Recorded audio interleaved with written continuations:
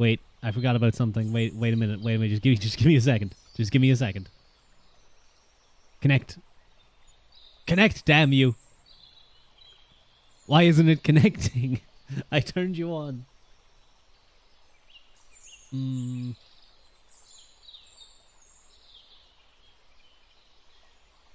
Wait.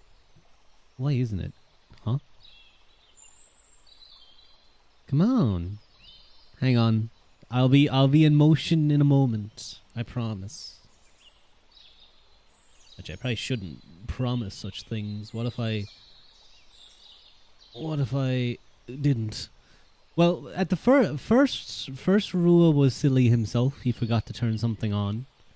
But now it's doing a little bit of a silly. Oh. Okay. You guys can't see this, but I am currently on another screen. I'm a very cute anime girl. So that's kind of cool. That's kind of neat. But I don't want to be that. I want you to find my server. Please. Why is it not doing this? Staring contest, go. You're gonna lose. I'm gonna be honest, you're probably gonna lose in this instance. Huh. That's really weird.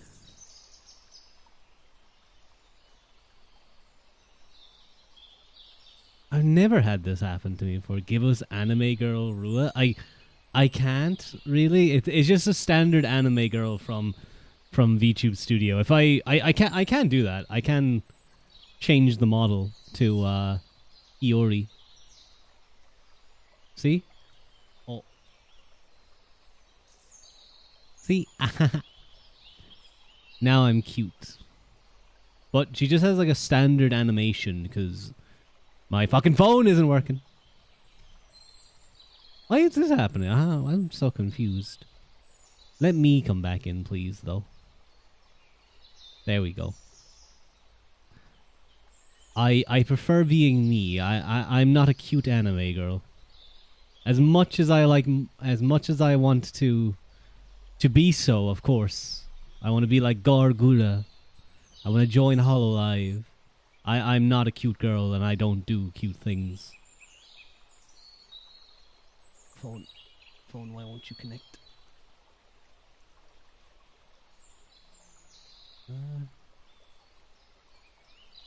I'm actually very confused.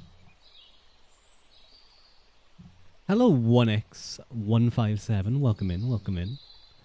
Giving the full model reminded me of that one soup picture from Discord. Don't talk about the soup picture. We don't talk about the soup. How you doing though? And hello Sari, hello Miyume, I hope you guys are doing well. I'm really confused with my phone tracking right now. I do apologize. Usually just connects fine. And let me start my server again.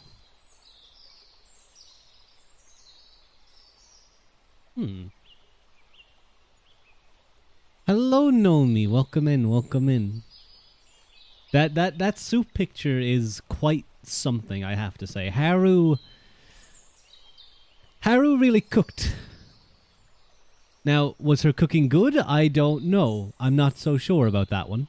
But wait, did I accidentally move something too? Oh. I must have, because my audio is slightly off. Or not my audio, sorry, you guys are slightly off. No, this should be here. So my chat bar is moved. How did my chat bar move? Strange things are happening today.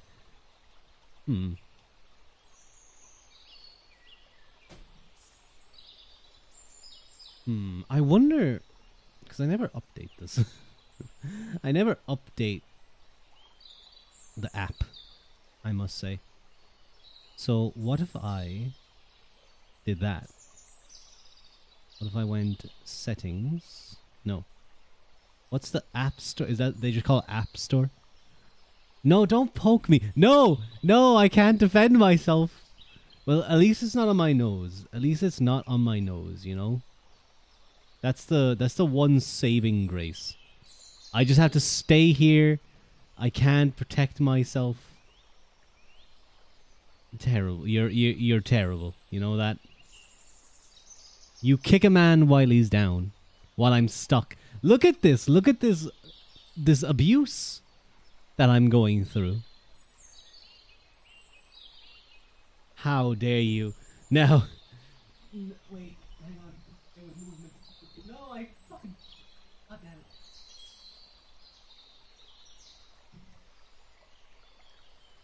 Okay, we got it. We're back to movement. Now get your fucking hands off me. Oh no, I've moved the hands. They better leave after a moment. If they don't leave, I made them bigger. I made the bread and the arms bigger. Time to eat your sandwich. Would you guys eat? You've got 80 points now. Oh no, rip all your points. Would you guys eat the Ruadh sandwich? Would you guys eat the Ruadh sandwich? Would you go nom nom? We should add lettuce, tomatoes, pickles. You would? Don't pinch me. Don't pinch me. Any ideas? I like spicy sauces. So like spicy.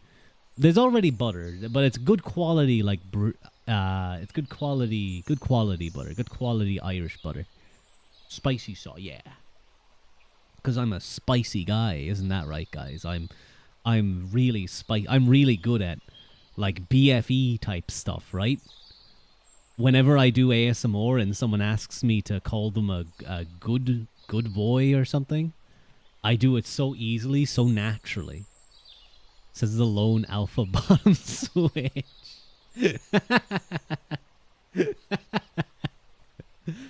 I don't even think. I'm pretty sure I didn't even get bot. I think, did I get switch on that quiz? I think maybe I got like quiz or something.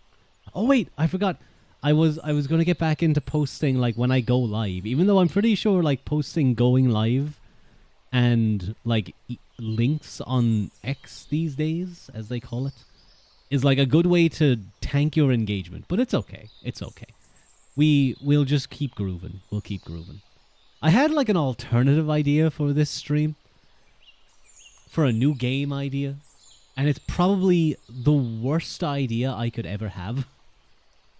Unless I started doing much longer gaming streams. Which with my stream endurance and my attention span is probably not a very likely thing to happen. But I was thinking about playing Morrowind. Like literally, I think we wouldn't even get out of the village. No, not My Little Pony Racing Simulator. That would be a way to get a certain fan base. I would have to get a certain fan base, and I'd probably have to get a pony. No, what did they call it? A pony sona? Is that what they call it? Ruadh Geometry Dash. That game always looked fun. I never played it. What do they call their... What do they call when they make their own ponies? Like, they make themselves. Fursona Brony Ruadh. Can we never do that? What would be my... What's it called again? The little thing on their butts? Their cutie mark. Isn't it like a cutie mark? What would be mine? Would it be a book? I think it would be a book. Yeah, it would be a book, probably. Tails? Cutie mark. Yeah, the little, like... not tail. My hair's already long enough for a tail. Yeah, I'd have like a book. That's what I would have. I'd have long, luscious red hair. And I don't know the rest. I'm not sufficiently involved in the brony community, in the ponies to know about things. I just got a flashback to that guy who got like really popular, cause he did My Little Pony parodies. What was his name again? Hot Diggity Demon. That was it. Hot Diggity Demon.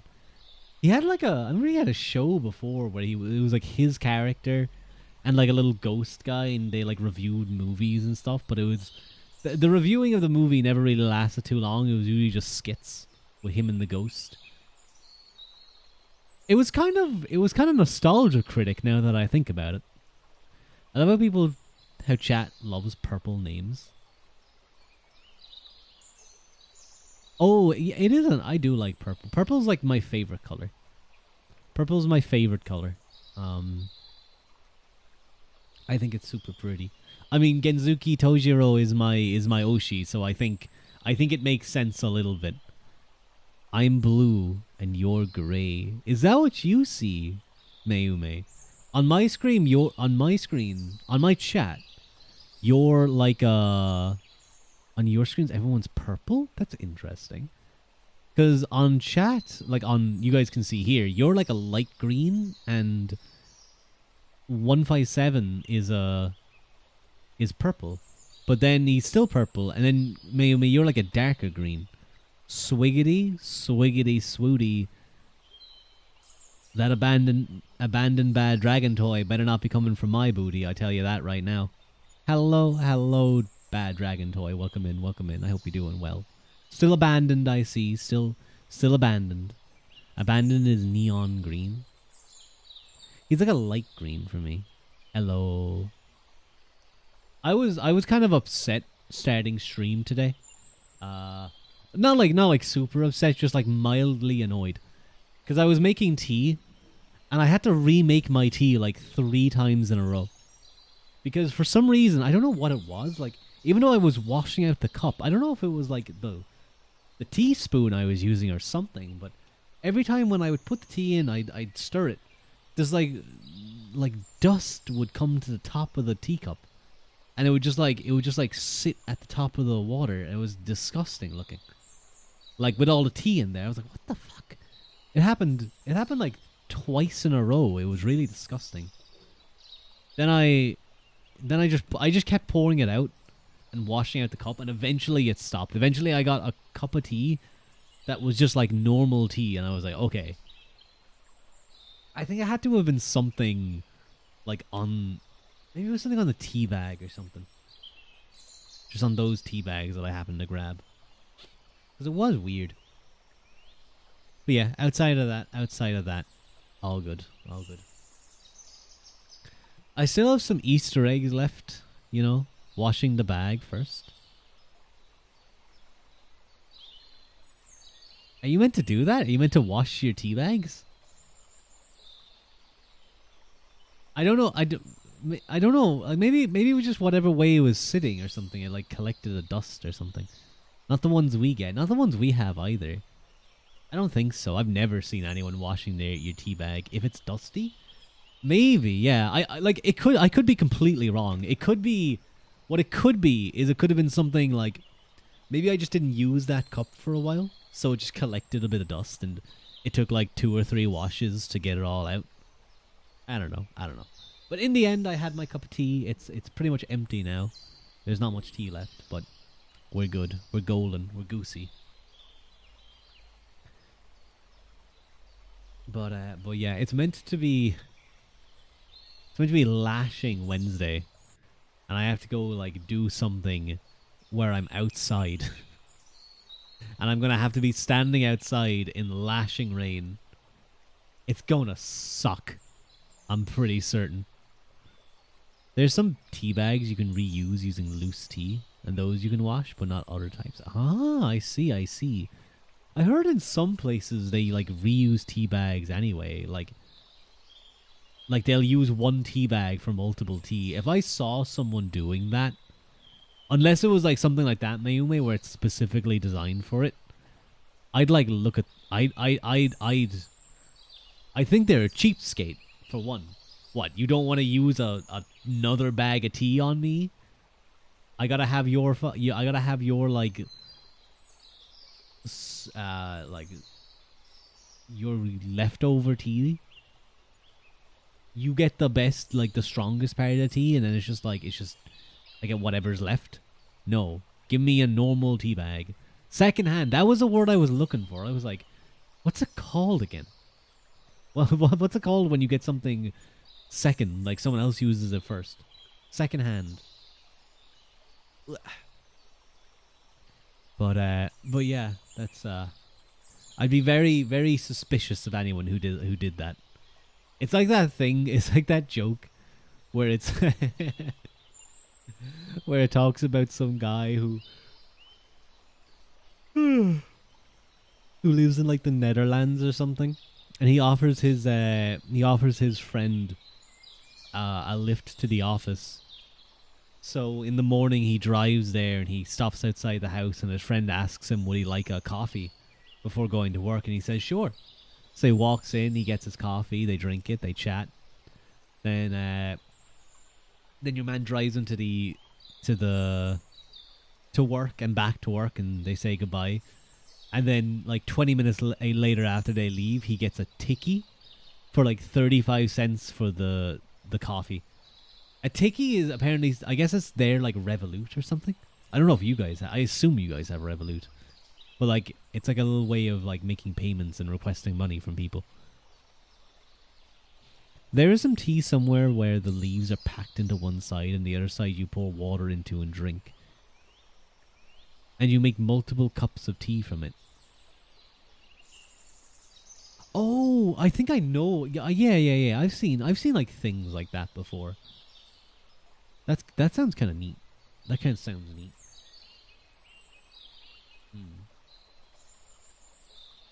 But outside of that, not much has been going on for me. I did have something kind of annoying today. Something else that was a little bit annoying. I suddenly got like a message from someone in another country who was part of something that I was kind of like, it wasn't the same thing, but it was a connected thing that we were involved in. And they were like asking me things about something I had done 2 months ago. Like really specific things. And I was like, I don't know. I was like trying to help. And I was like, look, I'm going to have to talk to basically the manager to, because he would know the answer to this. Because I just helped out on this thing. And then there was like a certain tone about the way he was asking things that came off really rude. And I don't know if that was me reading it as rude, or if he was actually if they were actually being rude. I don't know who they were. There's they were using like at once, immediately, like words like that. I was kind of sitting there like, oh, you better stop, because I'm gonna get fucking pissed off, and I'm just not even gonna help you. I wouldn't do that. I'd try and help someone unless they're being like objectively rude or mean, because some people are just like that. They're very blunt. But it was a weird. It was weird. Like his messages had a weird vibe. Is that the thing with the gourd with the special straw? No, it's just a regular cup. Are we talking about tea? May I write about the joke I did to your friend offering them a cup of tea? You may know me. You may. I would like to hear your little prank that you pull on your friends. But yeah, I was considering playing Morrowind. Now, if that would be a good, I feel like we wouldn't even get out of Sidnanine. We wouldn't even get out of the starting city. We probably wouldn't even get out of the character creation, let's be honest. I don't even know what I'd make. I have a vague idea of wanting to make a mage, but that seems like the word. Yeah, mage run when I've never really used magic in Morrowind. I've never explored it. Other than like power leveling it all to like 70 with all my money. But it could be fun. It could be interesting. But yeah, usually we'd be doing our D&D session right about now. We'd be doing our D&D. I'd be playing Quarian, Soft Heal, Wood Heal. But unfortunately, someone of us is sick. They're not feeling too well. They're a little tummy hurt. So, unfortunately, we don't get that. We don't get the next session of the Dragon Lords, I guess is our name. We never really decided on that. I feel like it was kind of, because I always felt like the Dragon Lords was like a Garen and Lucian thing. They're the dragon lords. They're the guys who own the village and slew the dragon. They're the dragon lords. But we're just a group of misfits of dummies going from place to place. And way better texting than you are talking in person. That's okay. That's okay. A lot of people are like that. The amount of people online I say as I'm talking into a microphone, into a screen where there's no one around me and I can just be silly. The amount of people online who, the moment they're in front of someone, will clam up and get very awkward is very, very high. It's okay.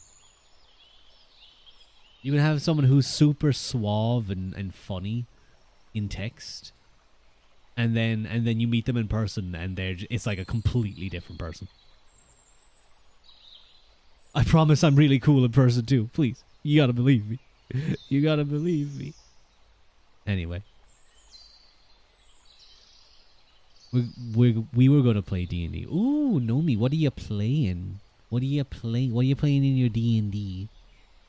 You pretended to make the tea in the kitchen. You walked to the living room and tell them your cup of tea is in the kitchen. They walked there and burst out laughing because on the counter was a cup with a cardboard cut in the shape of a letter T in it. Oh, that's cute. That's cute. I like that. I like that, Nomi. That would get me. That would make me giggle. That would make, give me a little hee hee, a little hoo hoo ha ha. But yeah, I'm a little sad that we're missing the D&D session this week. I don't know if we'll try and do an alternative week. It will really depend on how Geltarin is feeling. I assume he probably told his fans that he isn't feeling too well. But yeah, it will really depend on how Geltarin's feeling. I didn't mean to say who it was, just in case, but he's a little sicky. So please get better, Mr. Spellcaster. What? Sorry, hang on. I also did a little a tiny bit of voice acting. I won't explain who it was or what it was, but I did a teeny bit of voice acting.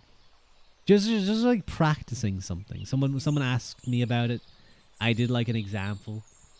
So we'll see if anything comes of that. It's voice acting has always been something that's kind of seems really fun. Just call me by name. Okay, Toede asked me to do some voice acting for his characters. I always try and be careful. Thank you, Toede, for the follow. Oh, this is Is this like a different account? Because I know you followed me for a time. You just got this other account. Ah, that makes sense. That makes sense. I was thinking that.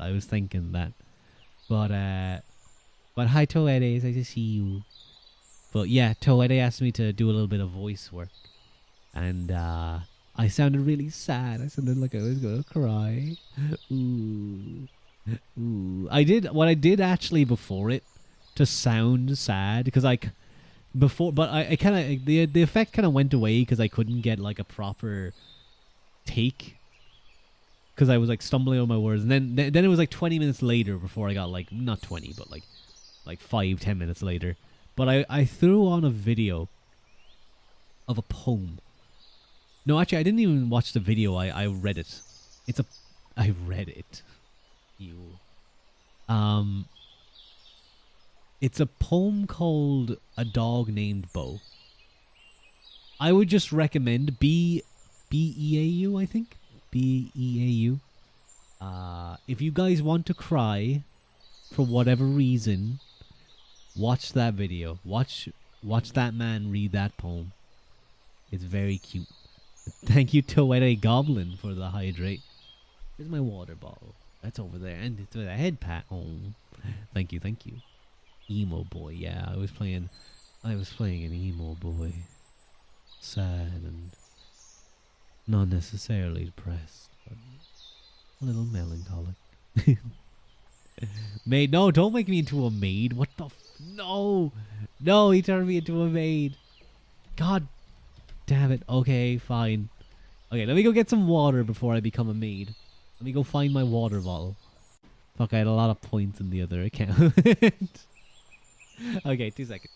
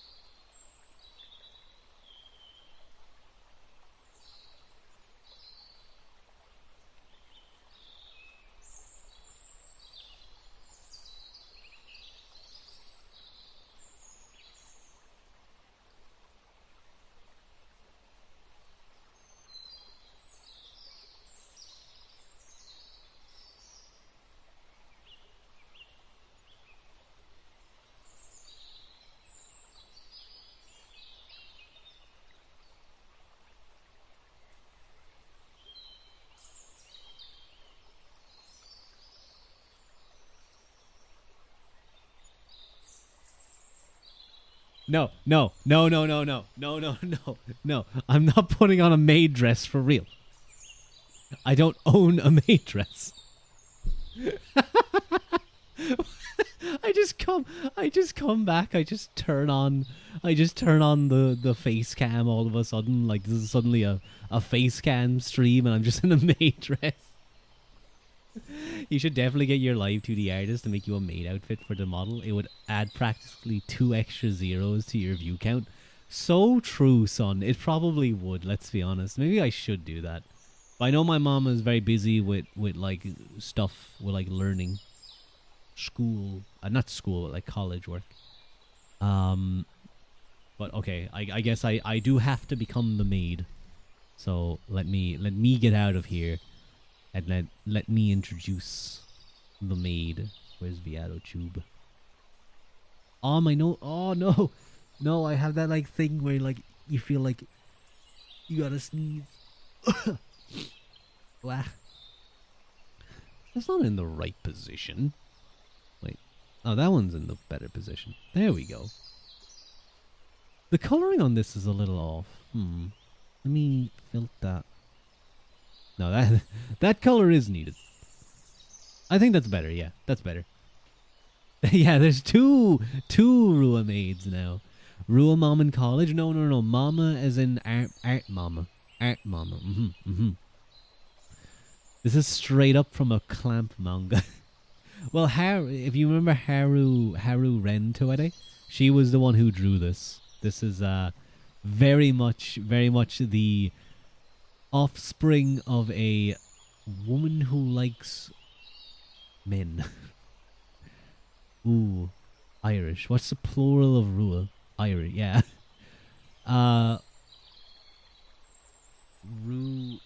Ruadus? Ruadium. No, that would be the element of Rua. Ruadium. That sounds very radioactive, doesn't it? I think I'm thinking of like rubidium. Or, well, just like uranium. Oh,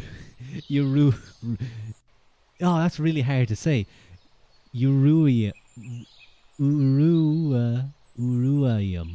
That does not roll off the tongue well in any way. That is not a good element.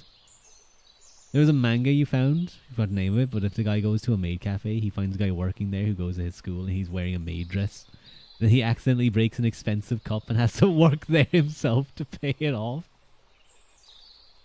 That's very interesting that you were reading that, son. Yeah, I'm sure you just came across that. You just found it. You weren't searching for it, of course. Hello, Laszlo. What the fuck?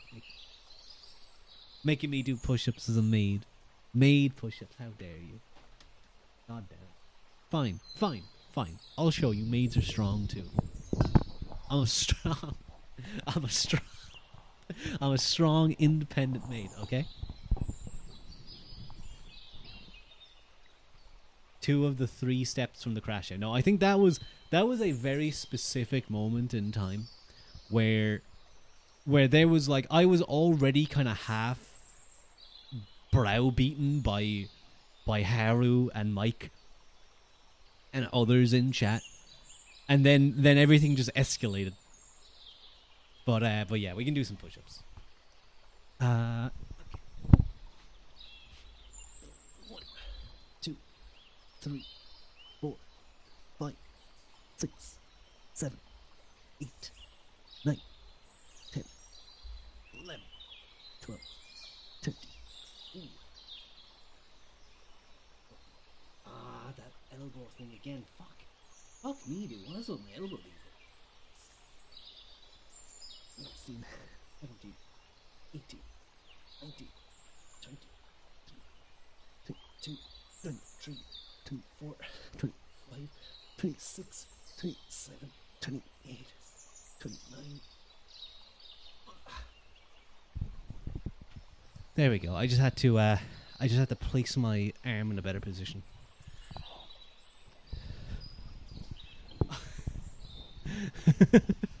That's what it was. I had to say. I need to watch that crash out again. He's not actually squatting. He's doing I'm doing push-ups. I'm doing dogases. 30 of them. Oh no, my microphone's falling again. That's what it was. I had to say like a bunch of silly stuff. Buff? Decently. I felt a bit of pressure though doing the push-ups there on my outside of my elbow. I'm gonna have to watch that. Might be a case of just doing some like stretching there. Hopefully nothing comes of it. Maybe doing some skull crushers or something. I'm focusing on that arm. You need to upgrade the mic sock to mic thigh highs. It'll hold better. Probably would. It probably would. I need to get a new mic stand. I really do. To be fair, I spent like $20 on this thing. 20 smackaroos, as the Americans call them. If anyone wants and has the points, you could turn this into a Ruadh workout stream. I'm pretty sure you've explained before, but what are skull crushers? Skull crushers, so... skull crushers sound scary, but they're not that bad. What skull crushers are is you lie down on a bench and you will take a weight in your hand, and then you will... so typically you might have a bar in your hand and you'll hold your hands close together and you'll kind of raise... You'll bring your hands kind of about eye level to you. So you lift it, you push it up and hold it straight. And then you allow the weight to kind of fall back. Not eye level, sorry. Kind of in line with your natural shoulders, I guess. And you allow the weight to fall back, like bending your elbows back. And then you touch your forehead. You can move it back further and allow it to go behind your head for a better stretch. And then you push up. So you're basically hinging your elbow, and you're working specifically your tricep. Sorry, it's kind of awkward to explain without a demonstration, but yeah, it's basically a tricep isolation exercise. Speaking of mic stuff, what do you do for your audio, physically wise?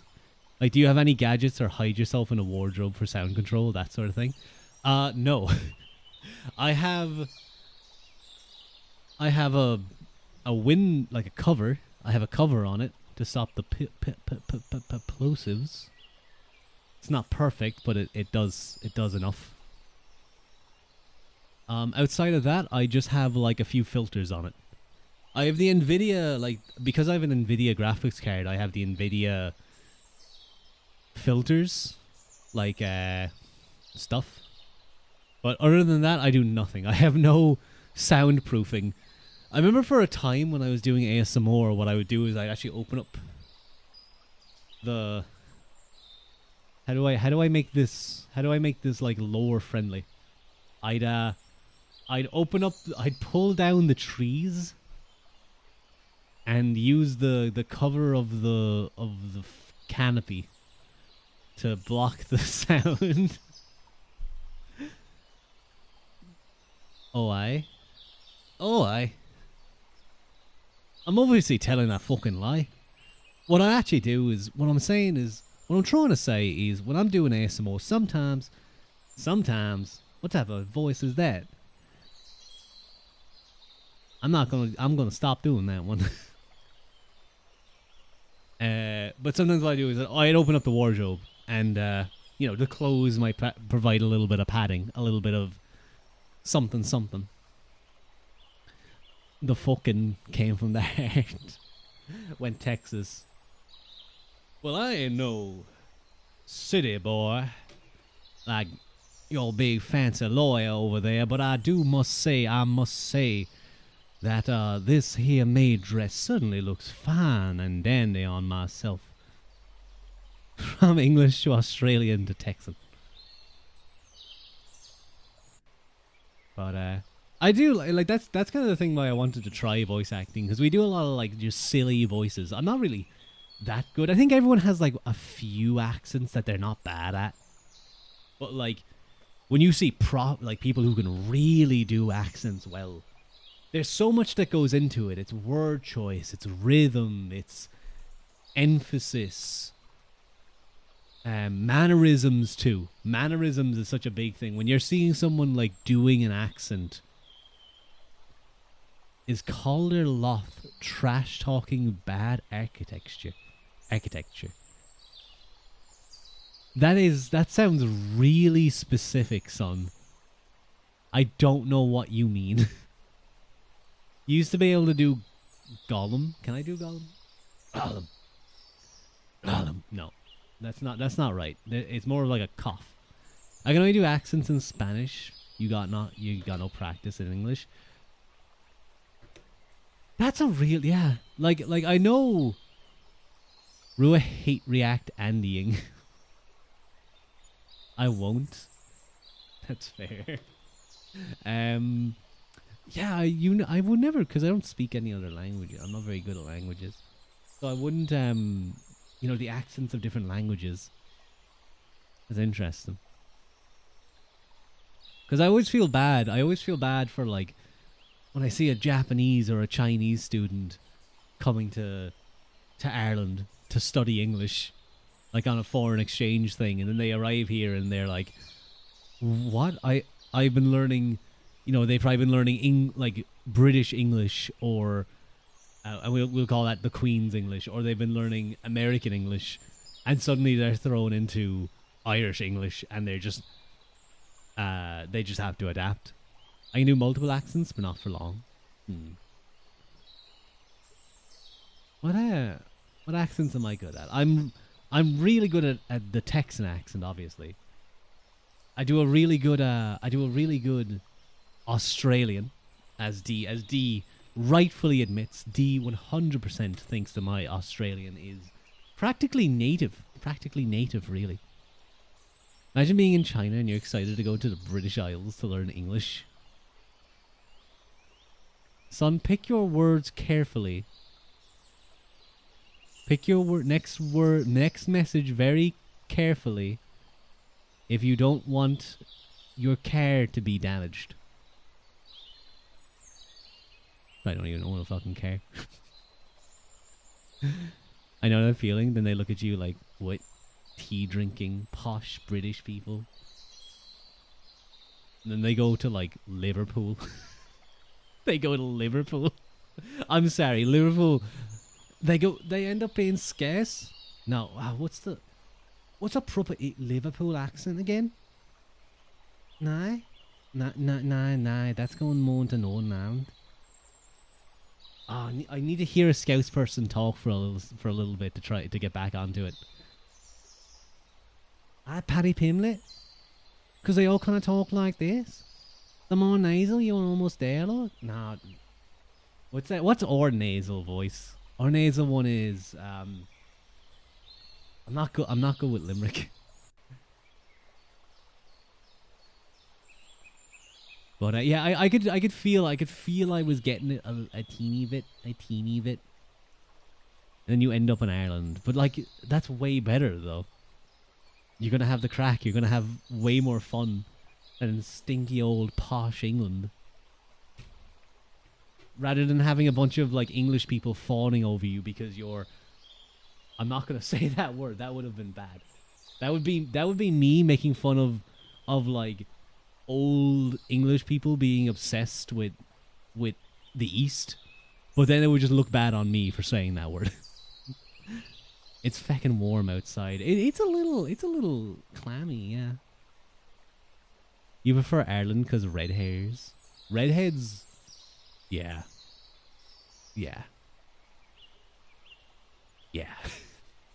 I am definitely biased towards redheaded ladies. That is an unfortunate fact. I'm sorry. There's a Liverpoolish guy I found recently who just discovered Harry Potter, and now his favorite new insult is Chad is calling them mudbloods. Can we do that? Can I start calling you guys mudbloods? Am I allowed to do that? No? Okay. Fine. Haru really, like, she did so well on this. I love it. I love like the design she chose. I just think it's really cool. It makes my shoulders look really big. It looks manly, you know. This maid dress looks really manly and tough. I look really strong in this maid dress. But I do. Look how slim the waist is, but then how wide the shoulders are. See? You got that inverted triangle. You got the inverted triangle. It does look really well made. Ban that man. Not from chat. From freedom. I always preferred this style of maid dress for men. The frilly white shoulder bits go so high. They do, honestly, they do. That's the part that I really like about it. They kind of do look like shoulder pads, don't they? Was gonna say might be all the corset. All I can think of is the song from Mulan.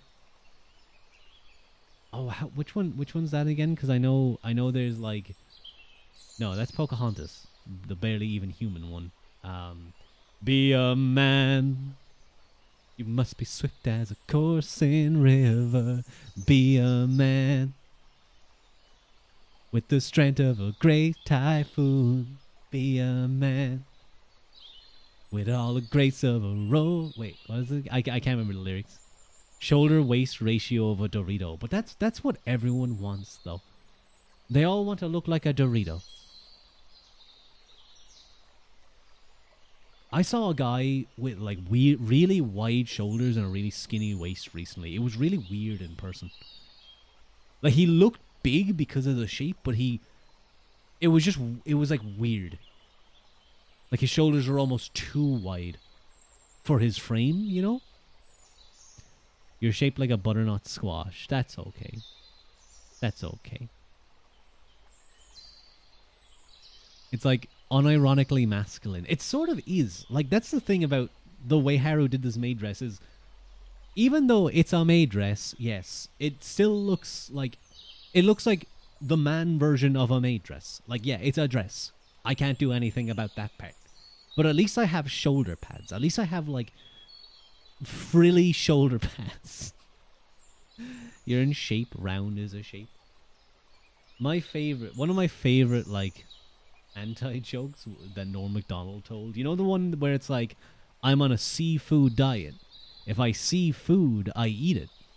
You know, my favorite inversion of that is, I'm on a seafood diet. If I see food and it's a fish, I eat it.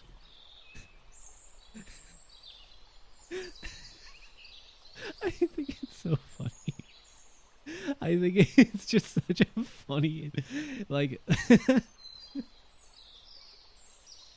I think it's so silly.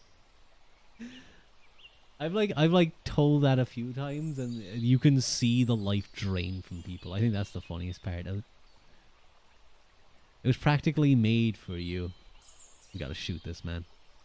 Nothing of this dress looks feminine, to be honest. It doesn't, no. Good. Like, even the shoes just look like dress shoes. I'm sure they're meant to be heels. This man will carry a conversation with wit and charm for hours. And he just comes out with that.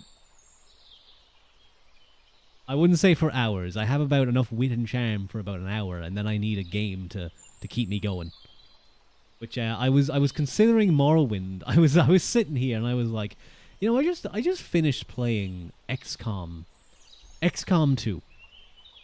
And, you know, sometimes that game isn't super exciting because maybe I'm moving up slowly, but it's probably better than my attempt at playing Crusader Kings or some of the other games I played. What should I play next for my next Let's Play on the channel?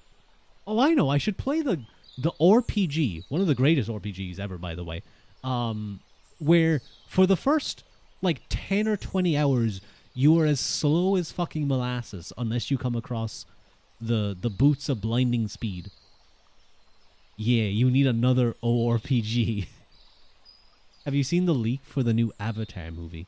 Was that Avatar The Last Airbender? I saw something about Avatar The Last Airbender. It was like a clip from... It was all the old gang, and Zuko was like, yeah, he's really handsome, and the person who tweeted was like, oh my god, Zuko bi confirmed, and then someone else was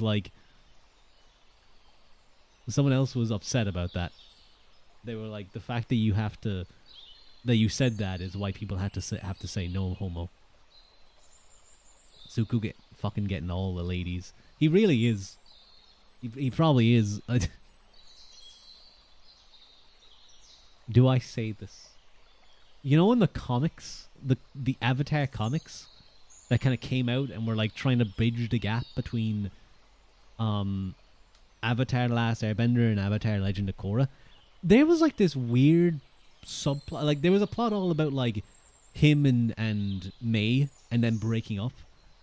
And then there was like this thing where it was like him and Suki. Suki as Sokka's girlfriend, his Kyoshi warrior GF. It was strange. But I kind of liked it though. I kind of liked it. I think I kind of liked like bodyguard and royalty. Sokka cock. It's okay. He has Toph. It's fine. It's fine. Sokka has. In this house, Taka's based. Okay. Toph wanted Zuko. What was I? What was? It's the worst thing ever. You think the writing is horrendous and the art is horrendous? I haven't looked at it. I need to look at it properly. The guys can't say a man looks good anymore. No, you can't compliment a man on his pretty maid dress. You're about to drop a nuclear hot take. I don't think real romance suits Avatar.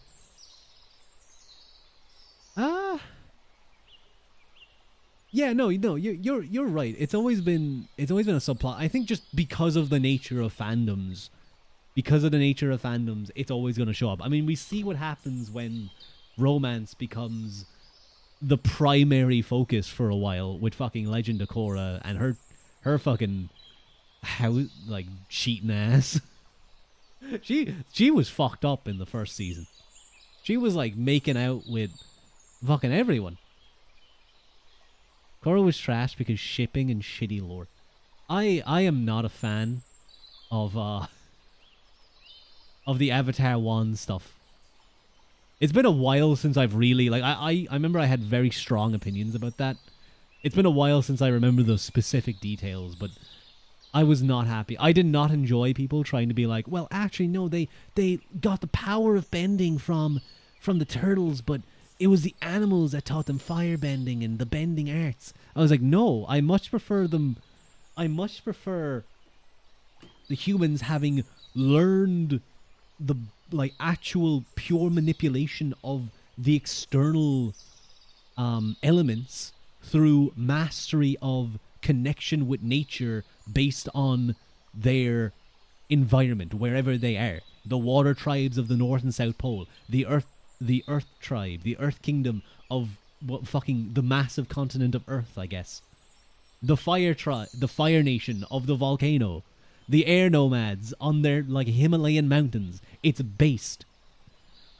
I only watched Korra because I felt attracted to Top Korra. To Korra physically. No, she is like 100% yes. Easily yes, 100%. Good lord. If you weren't into that, I would just assume like you're probably into men, and that's totally fine. There's a big beefy guy over there named the Boulder. The Boulder. And yeah, you can go enjoy him. It's fundamentally a comedy, cartoony action series. Or dumpster fire of an arc. There was some interesting things. I agree with you there. The bending stuff. I just like. I can understand if you take that position, that like you're okay with that. But for me, I preferred this idea that the people were in tune with where they lived, and it wasn't just a power bestowed upon them. Maybe a stretch, but I think I can make argued the entire reason that the Aang Katara romance plot exists is set up for the whole you must attach yourself from romance to become the ultimate avatar thing.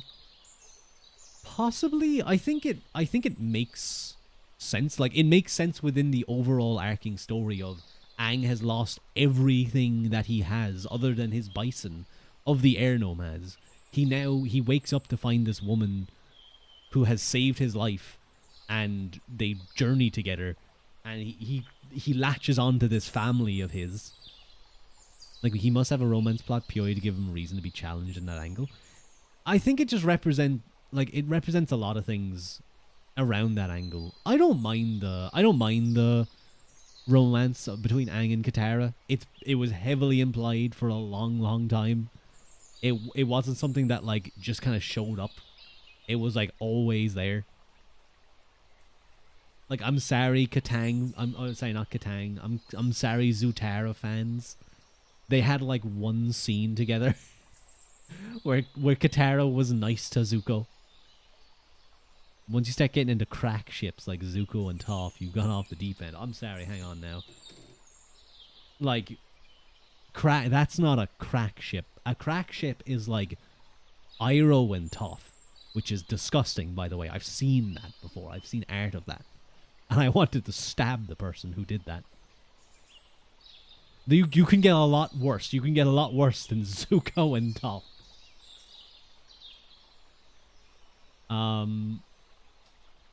The internet is a terrible place. It really is. Remember when Iroh got like... Remember that bounty hunter lady?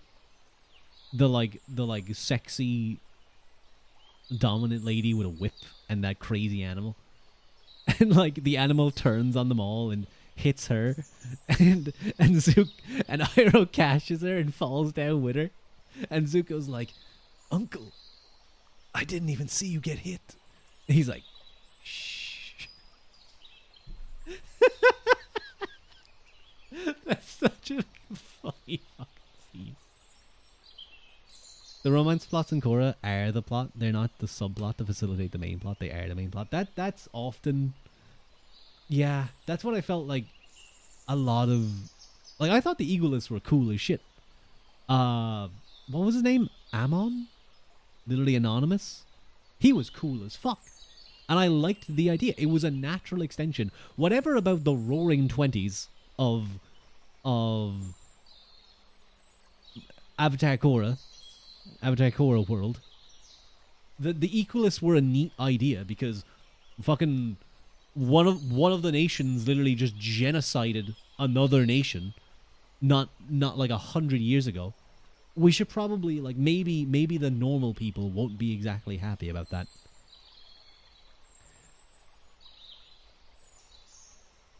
Remember Zuko's first date in the Earth Kingdom? Because no, she was so cute though. Jin was so sweet. I love that episode. I've always loved the scene. I don't know if it's a callback. I feel like it has to be a reference to something. But you know when they're running down, like near the end of it, and Jin, I think that's her name, Jin, because I think the ship name was Jinko or something like that. She grabs his hand and she runs down the street with him, and she's dragging him towards the fountain. And she's running, and they take like a shot where they're following them running, and she like turns around as she's running, like telling him about this place. I love that shot. It's such a nice animated look. I don't know if it's surely I can find it. I feel like I definitely could. Zuko and Jin running. No, not fan fiction. I read enough of that. I read enough of that a long time ago. GIF maybe? If I look it up. Oh, okay. That was the messing up his hair. Is it this one? Oh, come on. Why can't they just have the one that I want? They don't have them running. Oh, it's sad.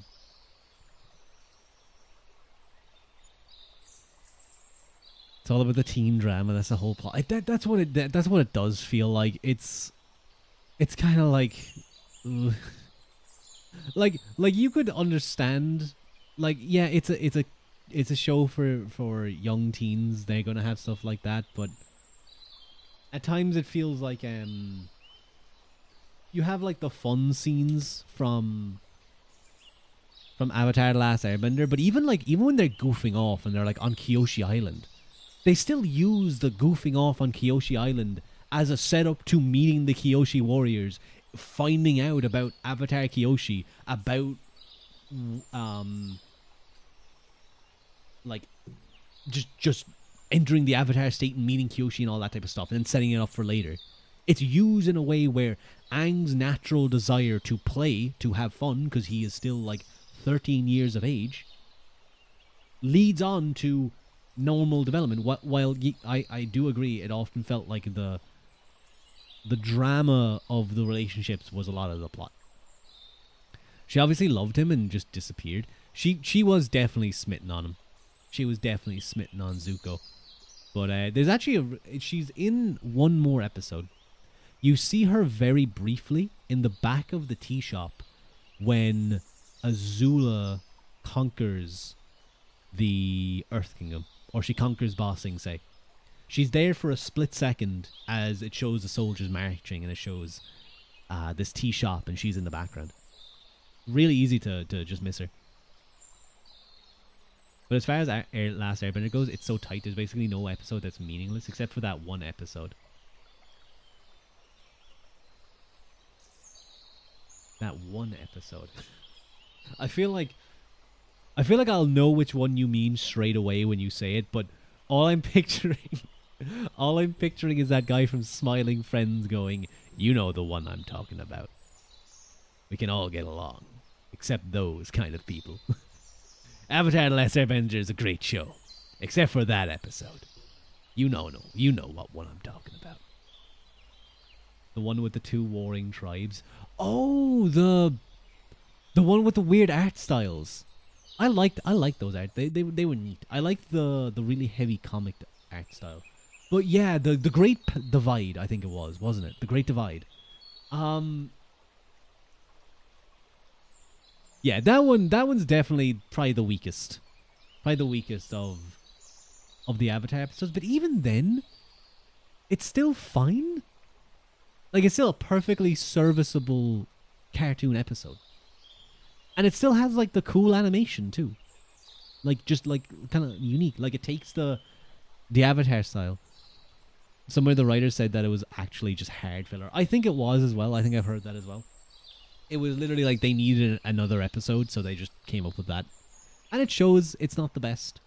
But, like, you could say that fucking, what's it called?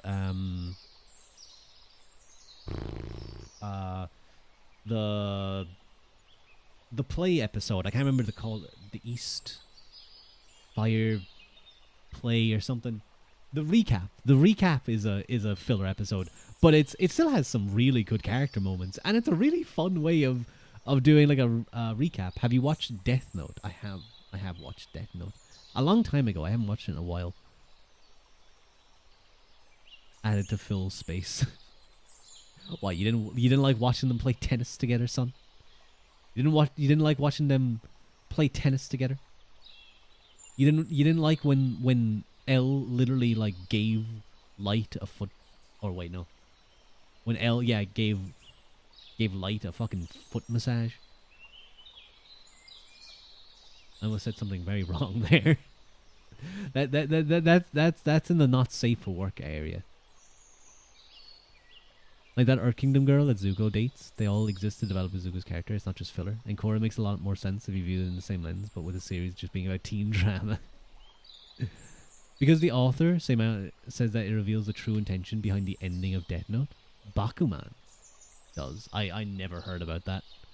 But neat if that's true. I hope it's not very subtle. Oh. It explains that what happened was as Death Note manga was being written, it got approached for an anime. Oh. Hello, Toriwaka. Or Toriwako. Welcome in. It's nice to meet you. Thank you for the follow. The timing was such that the manga would end before the first anime airs. Ah, and that's the issue for an artist or for a producer and publisher of an anime is the anime exists to sell manga. They want people to see the anime and go, "Oh, I'll go buy the manga," and follow the story. So you have to make up extra to pad it a bit out, the length a bit longer. So everything after L dies was an afterthought.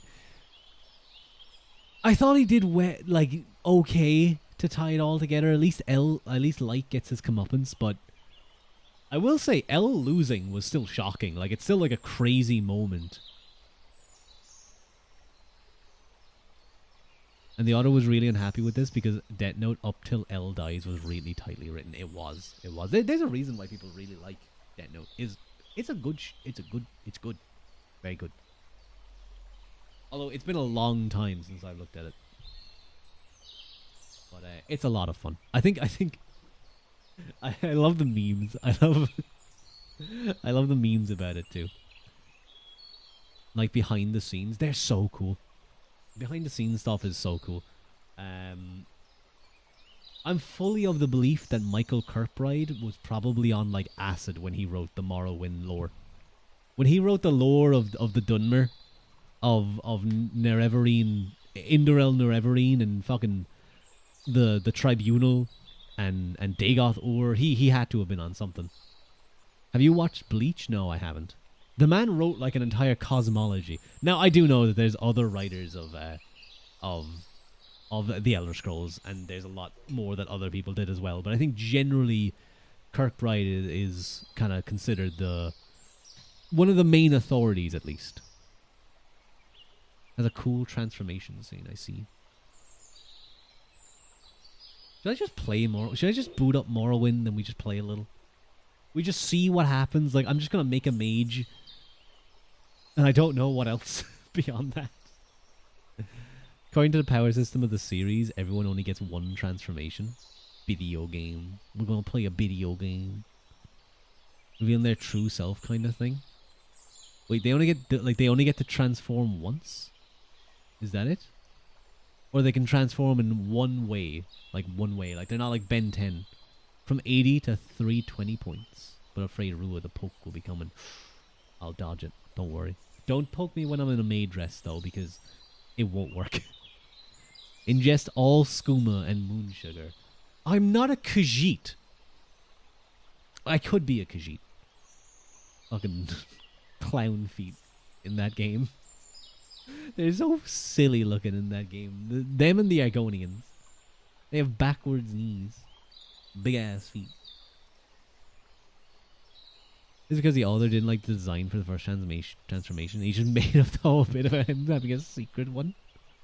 As an excuse to draw better design. If I use 6,000 points, will you be a Khajiit? I was going to be like make it even harder for myself, and I was going to be like a mage user. So I was probably going to be like some kind of mage or like elf, like a Dunmer or a high elf. I don't even know what the Khajiit are like good at. That's the thing. When you're making a character in Morrowind, you have to like look up. Like, oh, this is what your character does. This is these are all the stats that you get when you pick a male dwarf. No, you can't be a Dwemer. They're gone by then. Fucking using the goddamn tools of Kagrenak. Fucking using his tools on the heart of Lorcan, making them all disappear. Can't have shit in Morrowind. Can't even have your race. If you remove the H, J, and I from Khajiit, it spells cat, which sounds like cat. No, what are you talking about? They're obviously dogs. Obviously dog inspired. I love it, the Khajiits. They have not thousands, but like loads of different forms too, based on the moon, cycles. They can literally just be a normal cat, but I think they can speak. Like, you would just have a house cat just talking to you. Then they can be giant, like, saber-toothed fucking tigers. They can be extra tall. You have the mane, which is like a big guy, the leader of them. Elder Scrolls lore is insane. It's a wild lore. I think it's one of the coolest lore universes out there. Anything from big talking cat to literal cat boy. True. That is it. That is the case.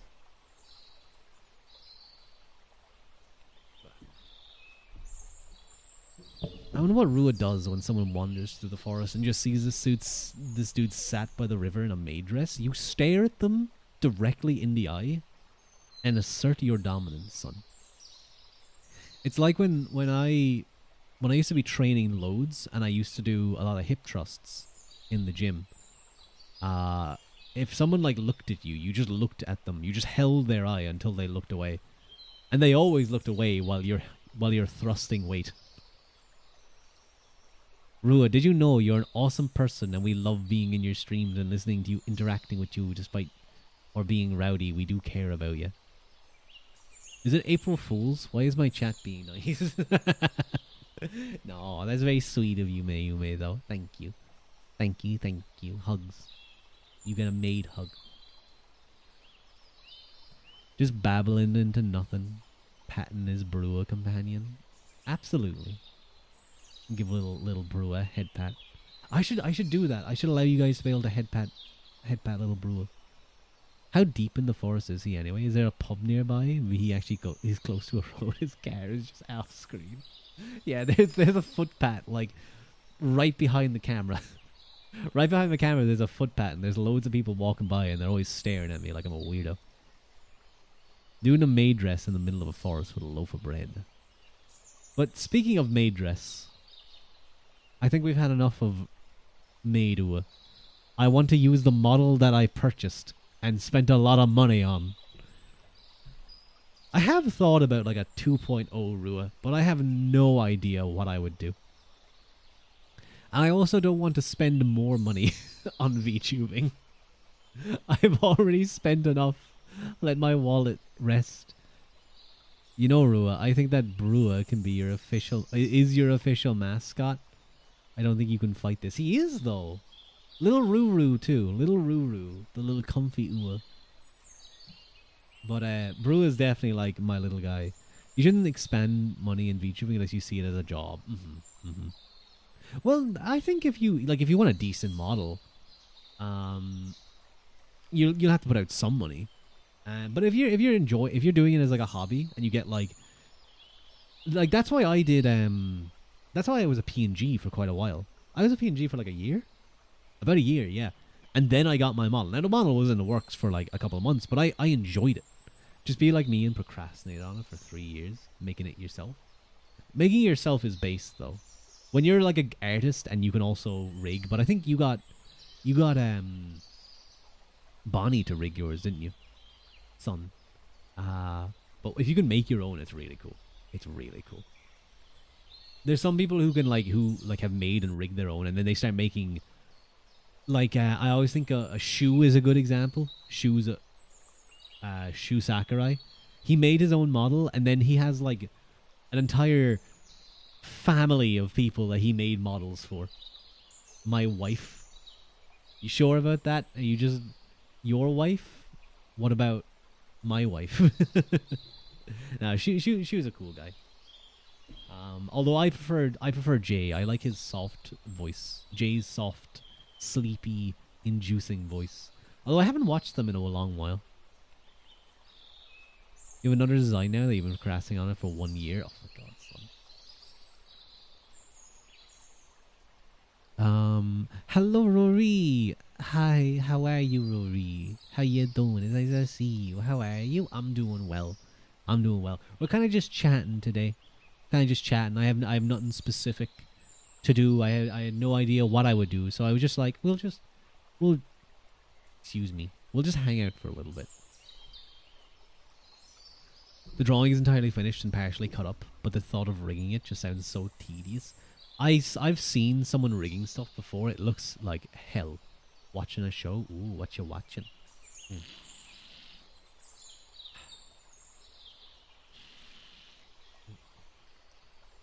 Oh, I have to plug that in real quick. 2 seconds. Otherwise, I will stop.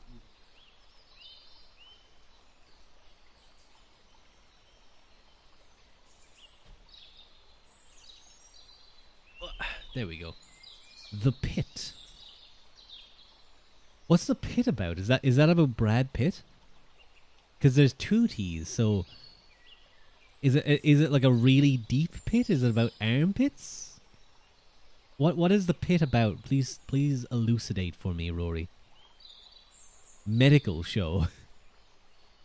Is it a medical show about armpits? They talk about all the weird things. I feel like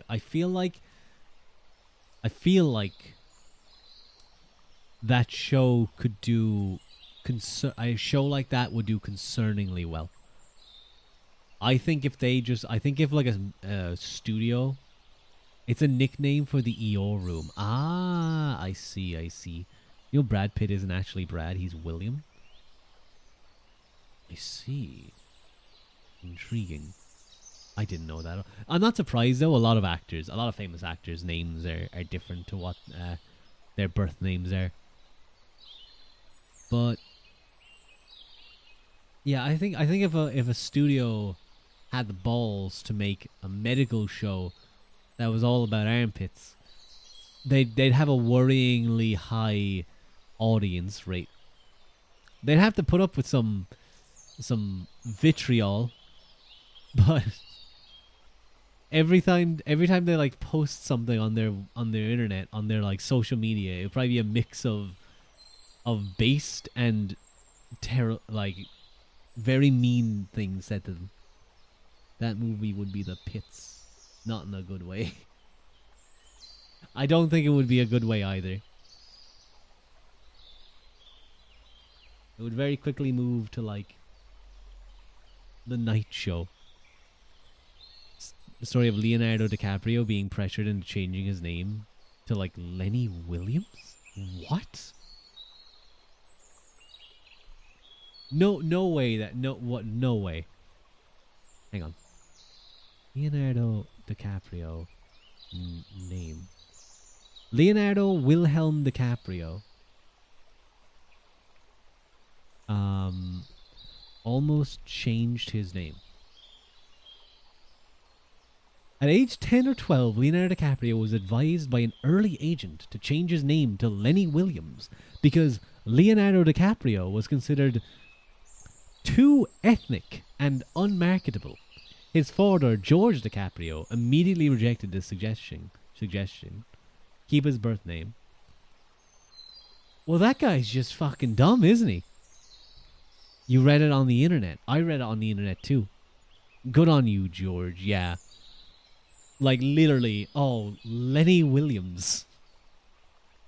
No. Leonardo DiCaprio. That's like such a, like, obviously it's an iconic name because he's a massively famous actor, but it's also just a cool name. Yeah, I'm glad he kept it. It's cool that that's his original name, and he has Wilhelm in there for extra padding if he needs it. And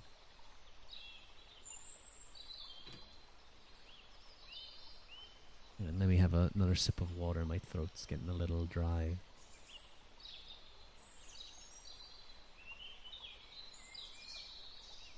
I am missing my D&D session though. I'm missing my D&D friends when we would do silly things. But hopefully, again, we'll see if a certain wizard man is feeling better soon. Maybe we'll get one in this week. Before the next Monday. Hopefully. I'd like to. I'd be up for it. Rua, you should change your name to like Reed Callingham. Rua Uaquilta just sounds too ethnic.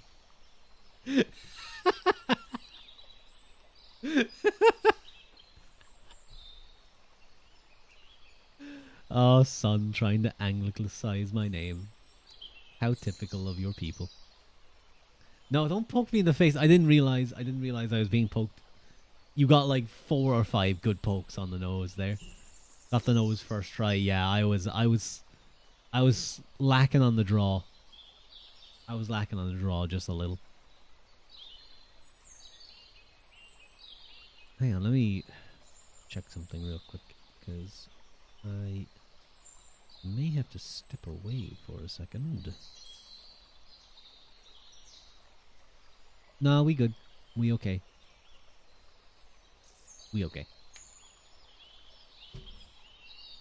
There's a lot of famous Greek and Roman names that have been oddly translated into English, and I see no sane reason for it.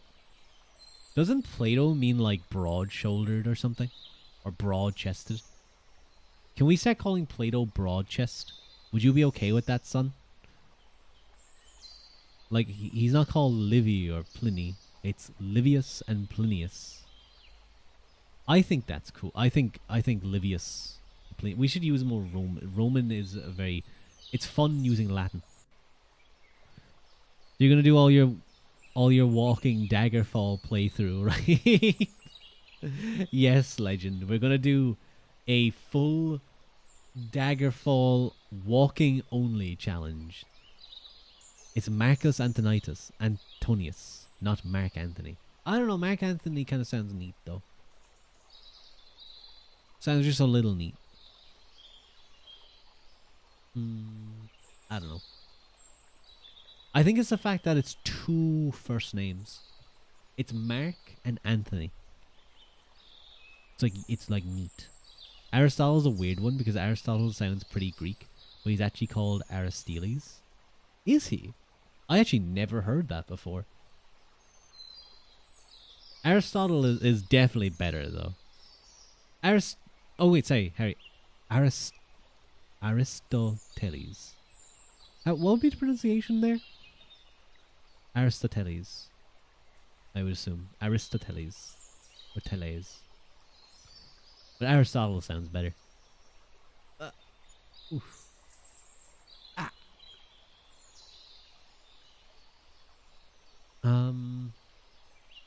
You know what? I might do a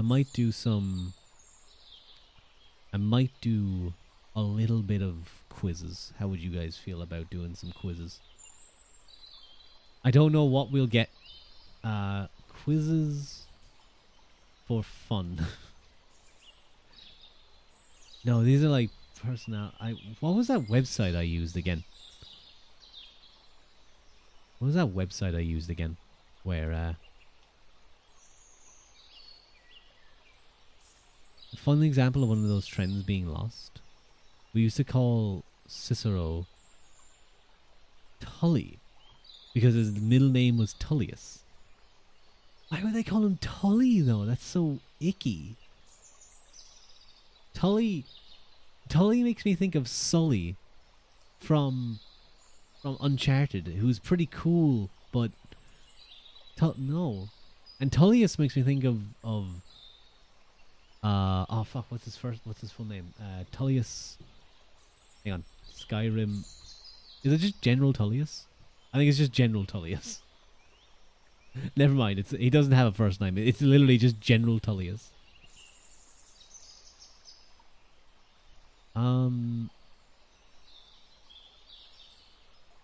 I don't have that website that I used for like quizzes before. Damn it. Gotta go eat. Good night, everyone. Good night to you, Ua. Good night, Rory. Good night. Have a good sleep. You know what? We're gonna do it. We're gonna do it. How do I launch this again? There we go. We're using open.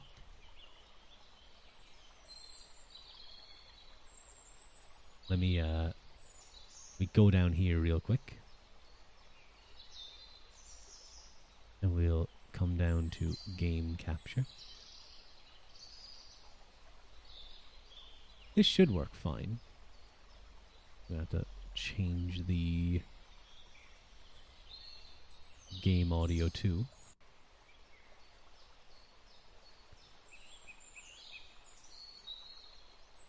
Move myself down here, just because I don't know why I my mind's blank and I can't think of anything to say. So I'm just gonna use this. This should be appearing on screen. Why isn't it? Game capture work. Use OpenMW. Oh, there we go.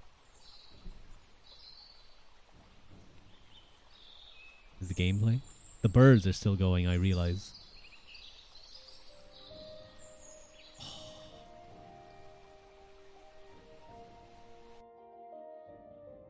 Oh, yeah. Na, na, na.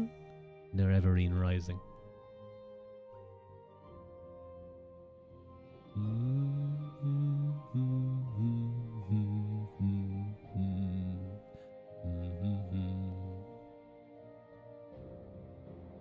Wait, why... Game, why are you moving... Why are you allowing me to increase and decrease my, Uh-oh. Huh. The autism... Wait, hang on. I gotta make sure that, like, nothing's gonna show up.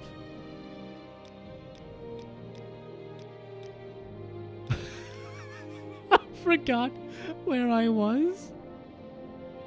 Well, what's the difference between Skyrim and Morrowind?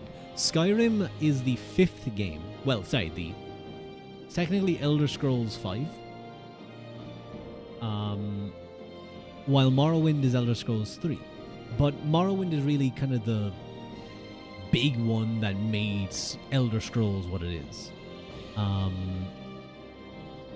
Elder Scrolls Morrowind was one of the first games of kind of this genre that was really era defining. I think it won Game of the Year, for example. It did win Game of the Year. It was a massive success. Then there was Oblivion, which you probably heard about because it came out recently. Each one of them defined their era. They really did, didn't they? Like for all the stuff that people say about, oh, the glitches of Oblivion, of Skyrim, they still did a really good job. Like, Skyrim is still is still popular to this day. Skyrim is boomer, Morrowind is unk. That's the difference. No. No, I'm not. How is Skyrim boomer? How does that make any sense? It came out in... Oh my god, it came out in 2011.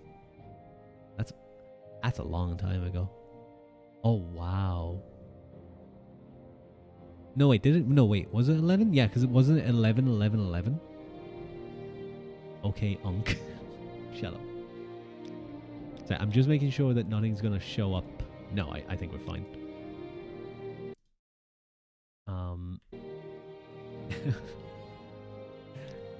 It's kind of funny. I love Zoomer slang sometimes. It's so cutting. It is.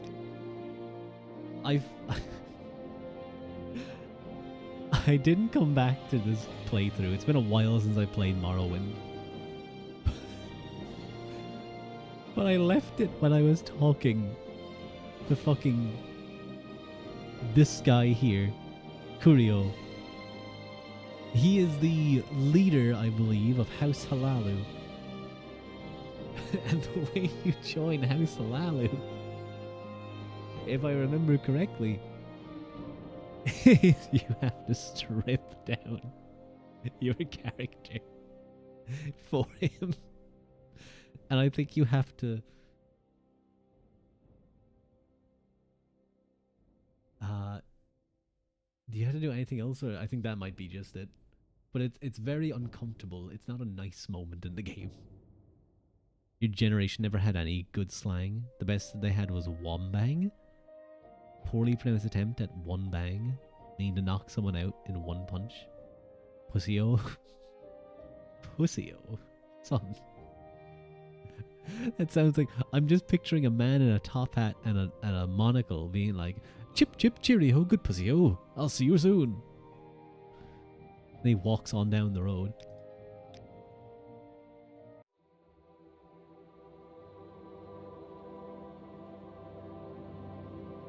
Each event... Oh, that was a little quick for me.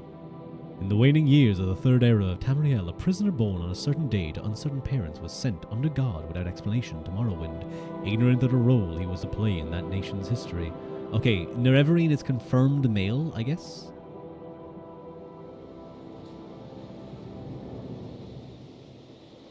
They have taken you from the Imperial City's prison, first by carriage and now by boat. To the east, to Morrowind. Fear not, for I am watchful. You have been chosen.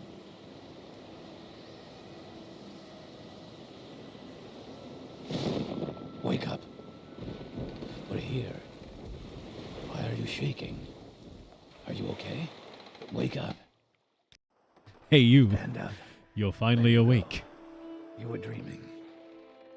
What's your name? Oh, it's Saint Jib. It's Jib, everyone. Bro, who talks like that? Ashlanders do, son. What are you talking about? They're Dunmer. They're Dunmer, and this is Vardenfell. They're like Ashlanders. They literally live in like ash. You wake someone up and just tell them they were dreaming. Like, dude, get away from me, you creep. Whenever I see this, I just remember the Tim Allen grunt video.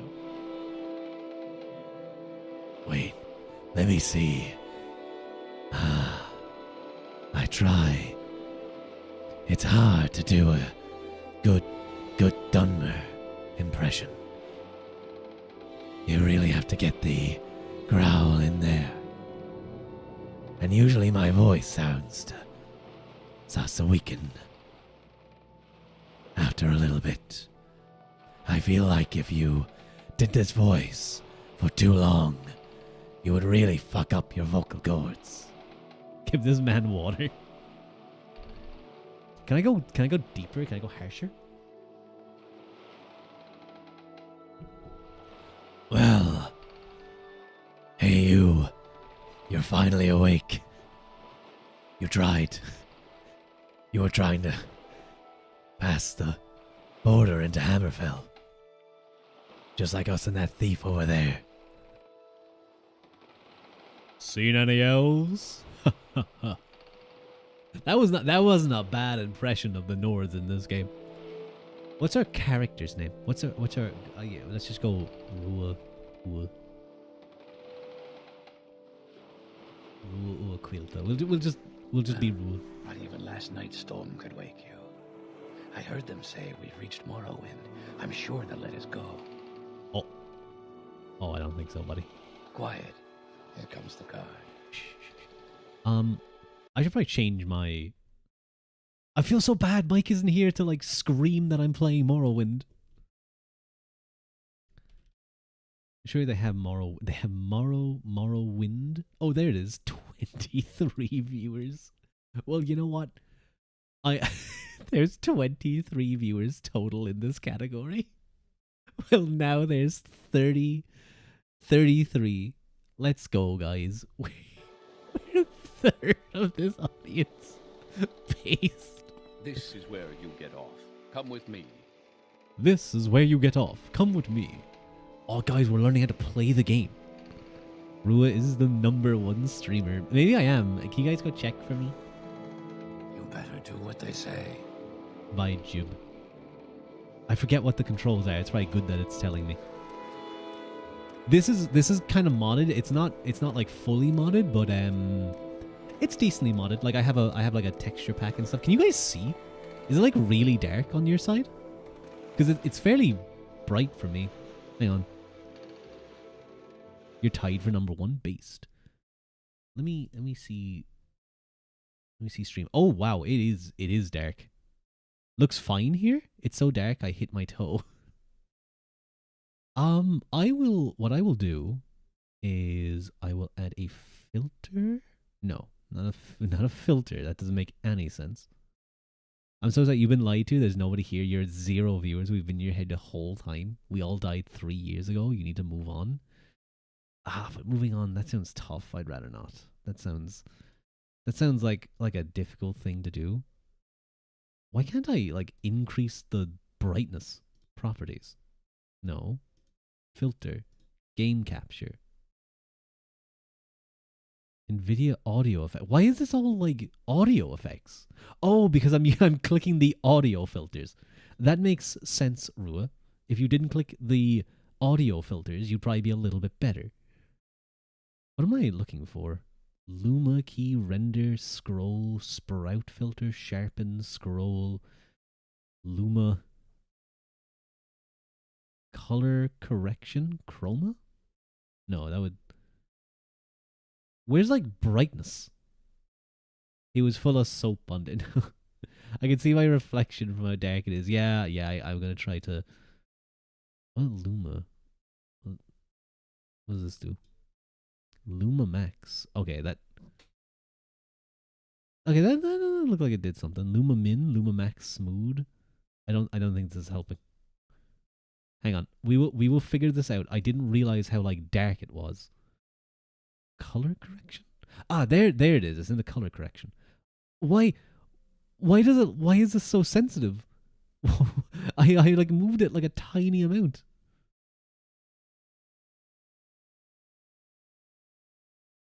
You're probably the one gamer that doesn't live in a dark cave and turn a light on.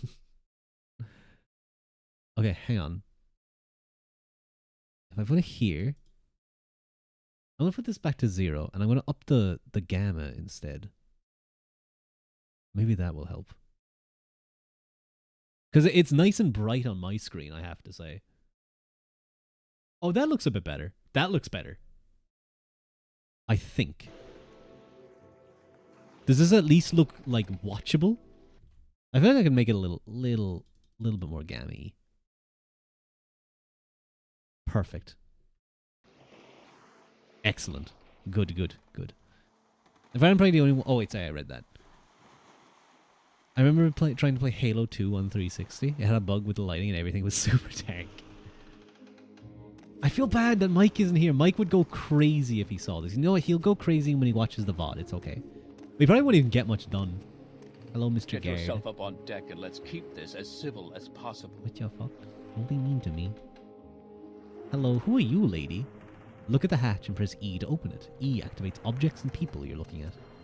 The sooner Hello. you leave, the sooner we can move on. Wow, okay. Like, you're not even going to say bye to me?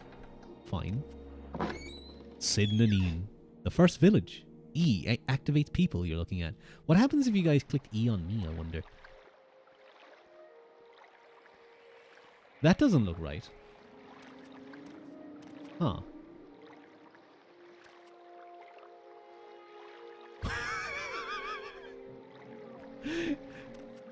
Okay, the rest of the game looks okay.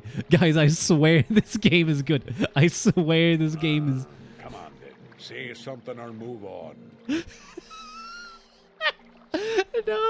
No, guys, I promise. This is like Game of the Year back in like 2004. So this is Morrowind. I feel like this might be a texture error. No, maybe this is. Maybe it's just weirdly pointed. You like to dance close to the fire, don't you? Lead the way, we're here to kill. Well. Bye, Hrondir. I don't know who you are. Something about him looks familiar. I hope he's okay. Why is there a naked Argonian? Something like in the 1931 Dracula movie. You've been on a long voyage in service of the Empire, and this guy has been screaming and rolling all night. Just says, hello, Gerd.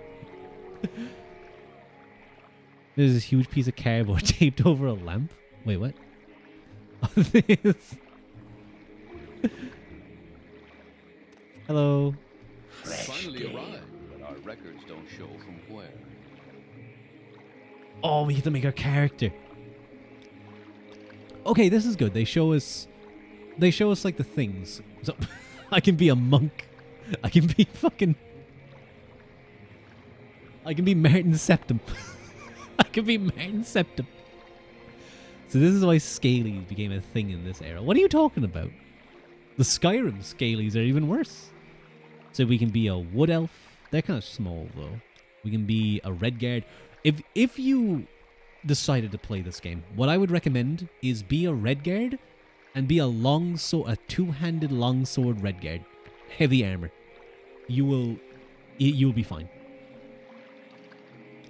We could be a Nord. Hey, look, we could be the guy who they trapped. Look like there's a boat stuck in... Maybe that's what it is. Maybe it's... Oh, we can... He looks kind of funny. They have Eye of Night and Eye of Fear. Different faces. Wow, the faces are pretty varied, aren't they? We can be an Imperial. We could be a High Elf. I think the High Elves have the best over... Whoa, okay, being a High Elf has a lot of things going for you. I love how they just have water-breathing banana.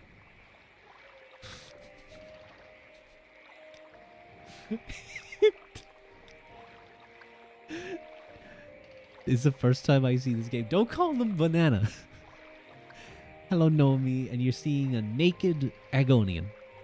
He's friendly. His name is Slim Jar. Or Slim Jim. Something like that. So we get Fortify Magicka, Maximum Magicka, 1.5 Intelligence. I wanted to be a mage. I don't know why they have weakness to everything. That's probably not good. Weakness 50%. High elf racism. You can't just go around calling people bananas. Well, I will. They resist fire but 75%. Damn. Dunmer kind of strong. I see the tail of a dinosaur. It's facing away. It's slightly confused. No, no, no. That is a tail. That is a tail. Thank you very much. Guys, do we be a lady? A lady? We're gonna try and be a mage. I want to try and be a mage. I want to try it. It's probably gonna go terrible. I feel like the ladies kind of have a better face to like. That looks like a golden god. You forgot to disable the penis mods. It's not, no.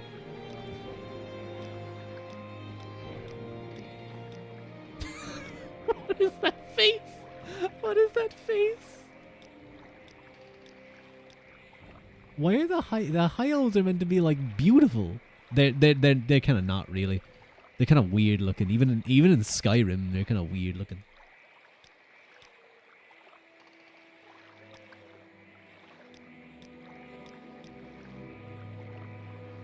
To be fair, the Mer were all cursed to look like uggos. That's kind of true. Except for this one, apparently. This one is like a model. That reminds me of someone, and I don't know who. Let's be the model Dunmer. What hair will we give her? Can we have a? That's some like 70s hair. Oh, that's cool. That's kind of neat. I'm gonna go with this. Wait, I just remembered we called ourselves Ruadh. Ooh, I'm so dumb. I'm so dumb. We called ourselves Ruadh. You can change it? Oh, yeah. You can actually. Yeah, I remember. Great. I'm sure you'll fit right in. Follow me up to the office and they'll finish your release. Thank you. Hello, Slim Jar. How are you? Are you ready to sail to Firemoth Fort? Oh, that's probably what's happening here.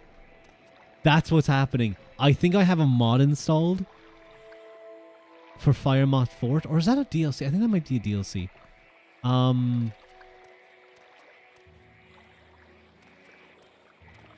you? Oh, maybe I think I should. I think I actually should have those turned off. Ooh, maybe there was a reason I had those turned off. Because I think they conflict with stuff. That's what's happening here. I can't get past him. I can't. Okay, I think I activated a mod. I activated a mod that I shouldn't have. Let me really quickly fix that. Ruadh broke the game already. I did. I was a little dummy. I was a little bit dumb. Let me take that one off. And I think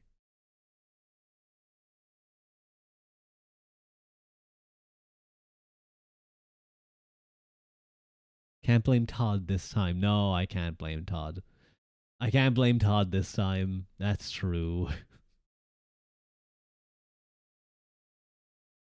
Okay, let me... There we go. It's like when people who don't want to let you out in the bus. It really is. Did we say we didn't? We get to sit through it all again? No, we'll skip. Can I skip? Each event... Oh, we didn't get to read it again. In the waning years of the Third Era of Tamriel, a prisoner born on a certain date when certain parents were sent to underguard without explanation tomorrow when ignorant of the role he was to play in the nation's history. I did not need to read that quick.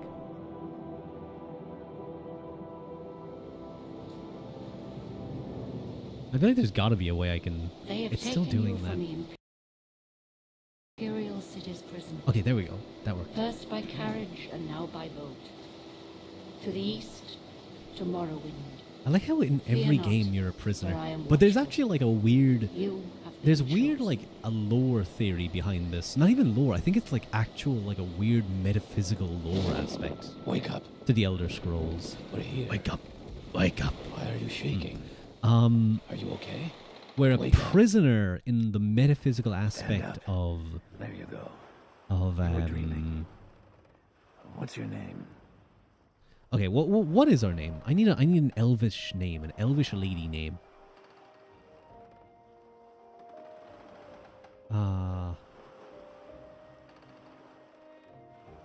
Gary. No, not Gary. Ugh, the voice is nice, but then I see him and just... You don't like this hunk of a man? This hunk... Well, sorry. This hunk of myrrh? Of elf? Elven names. You'd absolutely not. Baguette. No, that's more Breton. The Bretons are the French people. The Bretons are the French. Elvish name. I'm just gonna use a name generator. Fuck it. Oh wait, there's like a list of names. Okay. Altmer. Kyle. Oh, there. Whoa. Okay, they go crazy in ESO apparently.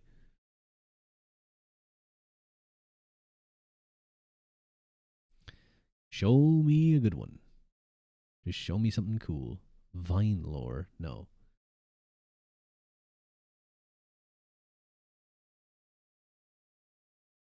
Arwalquin. I kind of like that. Arwalquin. Yeah. Do I get a surname?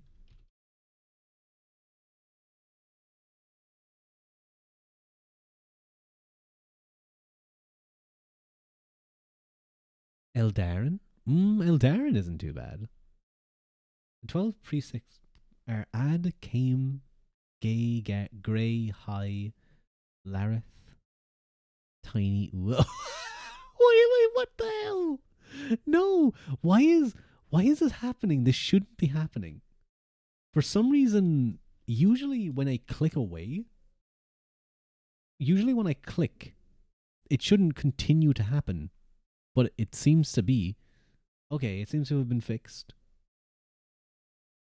I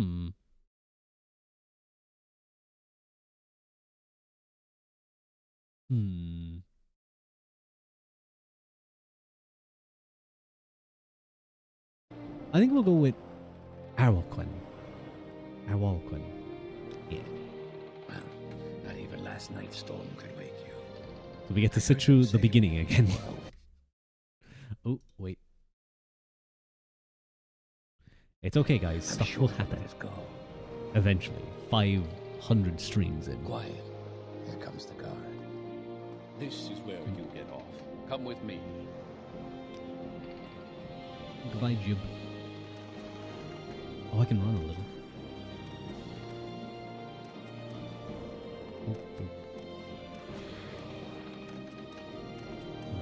Beat him there. Gotta go fast. You didn't even need to tell me. See, yeah, we fixed it. We fixed the issue. Show you to the census office. See, there's no Igonian there anymore. Hello. You finally arrived, but our records don't show from where. Do you know how fucked up it is in oh, it even had her. Was that the one we went with? Was that the Golden God? Yeah, it is. There we go. This is gonna go so badly, by the way. I'm sure you'll fit right in. Follow me up to the office. And The they'll finish Imperial the lady. lease. Everyone has hair. Has their pants this time. True. The Imperial lady in the first game, or in Skyrim, where they're like, Hadvar's like, Head She- on in. They're not on the list. It's like, I don't care if they're not on the list. And everyone goes to the block. It's like, Head on in. why? Okay, I'll go in. We're in the census office. Wow, that's a really good lockpick. There's this thing over here which you can steal, which is a massive help later in the game. Or at the start of the game to get like a lot of gold. Hello. Ah, yes, we've been expecting you. You'll have to be recorded before you're Oh, look officially behind released. them. The thief, There are a few ways the we can mage, do the this, and warrior. The choice is yours. That's neat. Answer his question. Generate class. Give him info. Pick from class. Fill out the forms yourself. Create custom class. No, well, we can On a answer his clear day, questions. you chance upon a strange animal, its leg trapped in a hunter's claw snare. Judging from the bleeding, it will not survive long. What do you do?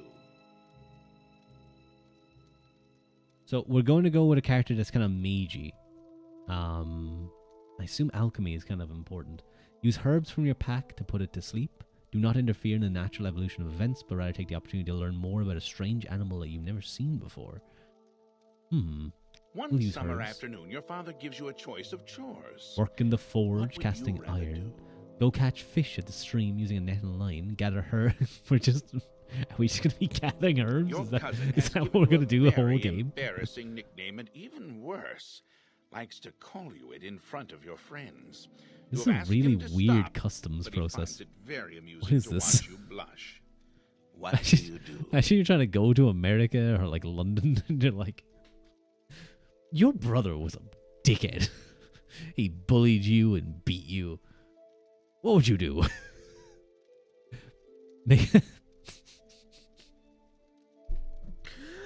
I'm just picturing like TSA agents just like pulling you aside and making you ask a really weird question, answer really weird questions, and then at the end being like, here you go, your class is, you're a rogue. Your brother was a dick. What do you do? Pick her.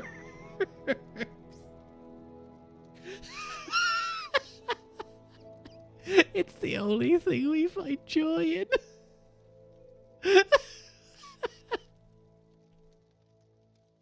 Oh my God. At the end, you're a herb picker. Congrats. Make up a story that makes your nickname a badge of honor instead of something humiliating.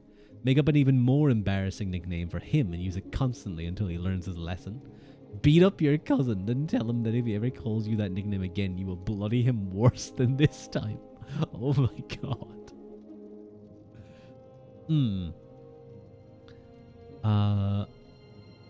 Let's go make up a There is story. a lot of heated The Khajiit discussion at the herbalist local be a tavern over a group dandelion. of people called That's cute. telepaths. They've That's been really hired by cute. certain city-state kings. Telepaths. Rumor has it these telepaths read a person's mind and tell their lord whether a follower is telling the truth or not. You believe what? Ooh, what type of character are we going to be? This is a terrible practice. A person's thoughts are his own, and no, not even a king has a right to make such an invasion into another human's mind. Loyal followers of the game have nothing to fear from a telepath. It is no important to have a method of finding assassins and spies before it's too late. It is in these times it is a necessary evil, although you don't necessarily like the idea. A telepath could have a certain advantages during a time of war, or in finding someone innocent of a crime. We're going to be very pragmatic. Your mother sends you to the market with a list of goods to buy. After you finish, you find that by mistake a shopkeeper has given you too much money back in exchange for one of the items. What do you do?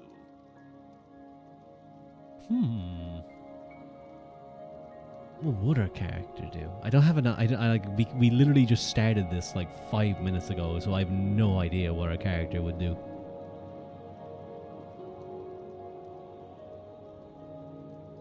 Turn to the store and give the shopkeeper his hard-earned money. Decide to put the extra money to good use and purchase items that would help your family. Pocket the extra money knowing the shopkeeper in general. This probably won't even matter because we'll probably just do a custom class anyway. But,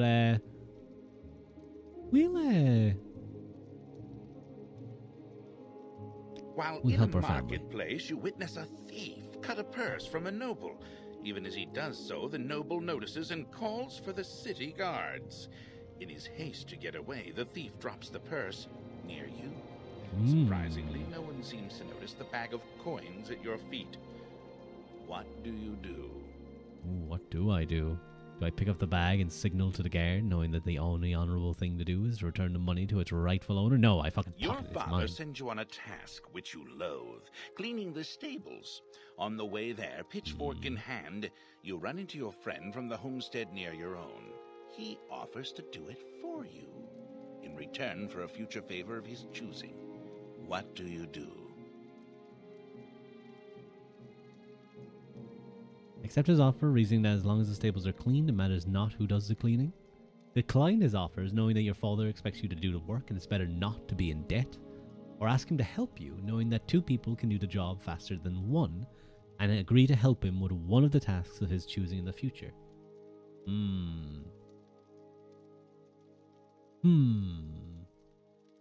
Thank you to Eddie for the hydrate. We'll go with the kind of diplomatic answer. Your mother asks you to help fix the stove. While you're working, a very hot pipe slips its moorings and falls towards her. What do? Push my While mother in out of the way. town, the baker gives you a sweet roll. Sweet roll? Delighted, you take it into an alley to enjoy. No, they're gonna steal it. They're stealing my sweet 3 roll. other kids your age. The leader demands the sweet roll, or else he and his friends will beat They're you actually and stealing take my it. sweet roll. What do you do?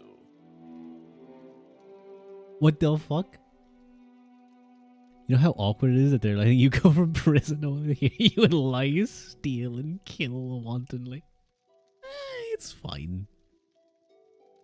Act like you're going to give them the sweet roll, but at the last minute throw it in the air, hoping that they'll pay attention to it long enough that you'll get a shot in at the leader. That's kind of based.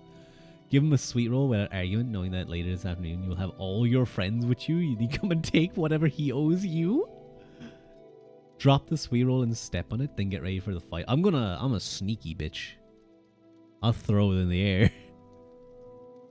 Entering town, you find that you are witness to a very well-dressed man running from I think a we should start crowd. doing this for He all people who screams want to to you come for into a help. country. The You have to crowd answer behind him seems very random ass questions. What do you do? Running from a crowd, he screams for you to help. Rush to the man's aid immediately, despite your lack of knowledge of the circumstances. Rush to the town's aid immediately. Or stand aside and allow the man and mob to pass, realizing that it's probably best not to get involved. I'm a high elf. Of course I'd help the rich man. He's clearly of their betters. Your personality and past reflect a witch hunter. Well, we'll choose another class anyway. Fill out to create a custom class. Adventurer. Ooh, actually, wait, hang on. Maybe pick from the class list. What do we have again? Battle mage. Oh, they give you long blades for minor skills, at least. It's kind of neat. You can have healer. I know the issue here is I actually know nothing about magic proper. Pilgrim rogue sorcerer. What's this one using sorcerer? Oh, you can be a short blade. Neat. Willpower and intelligence. Magic. Got that magic. Does it explain the difference between, say, a spear is the answer? Yes, with a witch hunter, we would have been magic inclined. Light, we would have had marksman, which isn't great. Yeah, this witch hunter would not have been a good class, I think. Thief, spell sword, sorcerer, enchant, conjuration, mysticism, destruction, alteration, illusion, medium, heavy, short blade, maybe pilgrim. Hey, pilgrim. Let's figure these ones out myself. I think we're going to be magic. Probably want to be intelligence and willpower.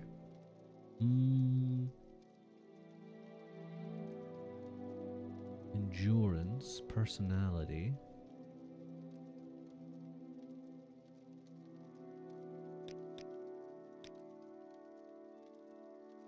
What do they suggest if you're going to be like a A mage. Intelligence and wind power. Endurance.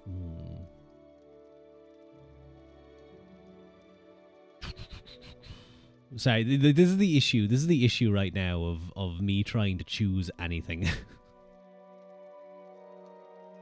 Extra ability to dodge and hit targets in melee. Willpower might be important because we don't have great resistance, actually.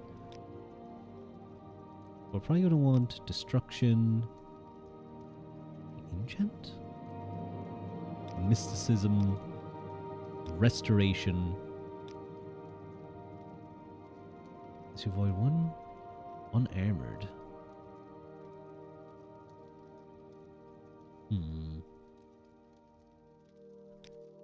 Probably would be good to have at least one minor skill in a weapon. You know what? A spear might not be a bad one because it's kind of like a... Oh, wait, I should probably pick something that matches my thing. Long blade axe. Rather than that, we might go...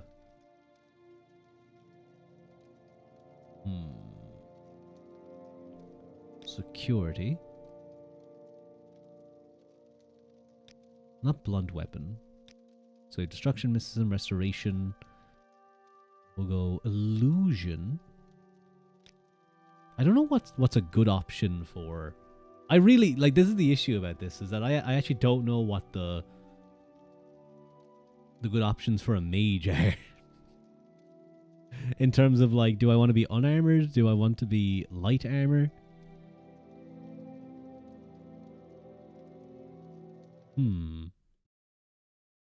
Let me very quickly look this up. Morrowind mage armor type.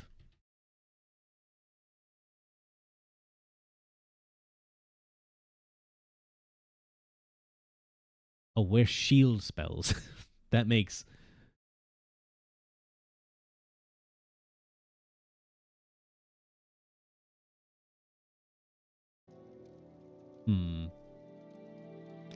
Unarmored. Fuck it, we'll go unarmored. We'll be cool. We'll have a spear just to be safe. So we have mysticism, illusion.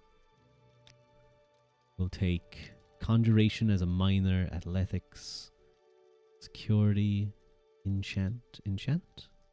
What don't we have here?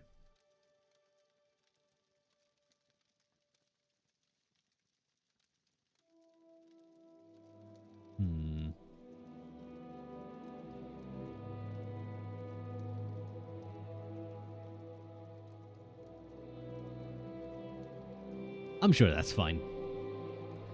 Probably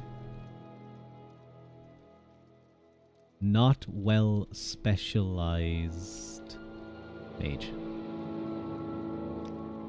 We'll be fine. Very good. The letter that preceded you mentioned you were born under a certain sign. And what would that be?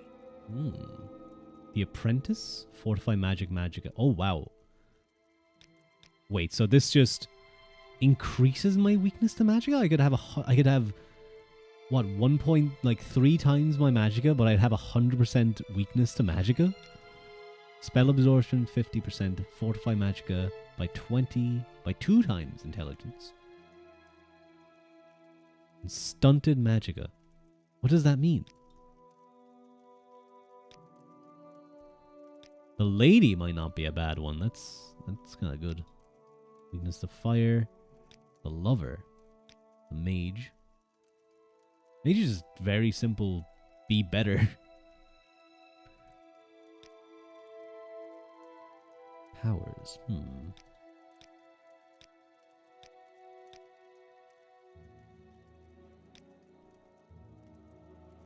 I guess we are being the mage. Spell absorption could be kind of good. What does stunted Magica do?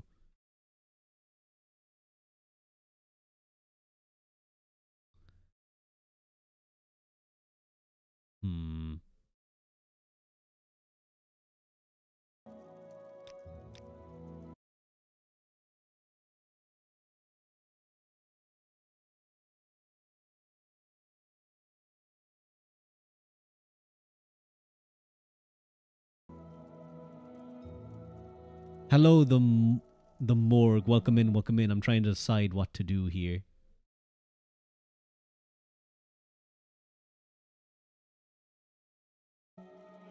Just stunted magic. I gotta look that up. I gotta look up Morrowind stunted magica.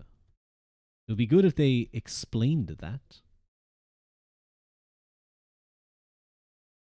You don't That's what it is. I was thinking it was something like that.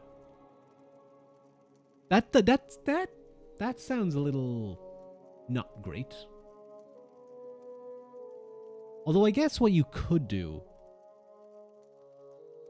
is you could have a mark and return spell, and then you have your Almcivian intervention or whatever other intervention you need. And you just bounce back and forth, constantly using shrines. That could be good, but this isn't going to be like a long playthrough. It's probably going to be something we just come back every now and again, and I completely fail.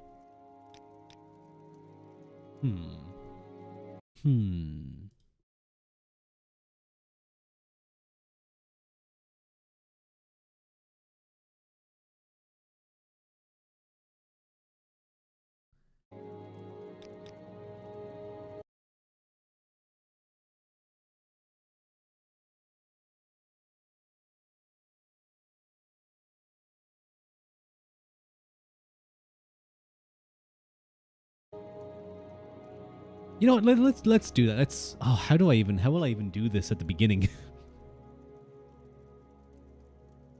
This is probably a terrible idea. I'm just gonna go the mage.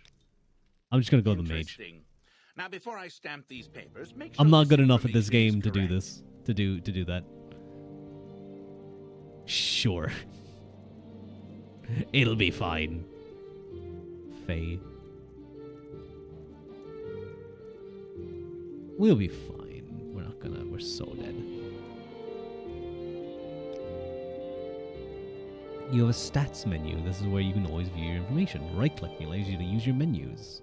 Show your papers to the captain when you exit to get your release fee. Oh my god, I forgot how.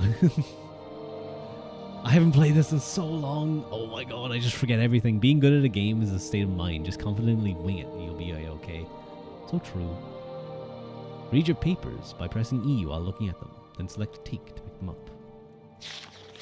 By release. For release by Emperor Uriel Septim VII's decree to the district of Vardenfell in the province of Morrowind. Name Arwalaquin.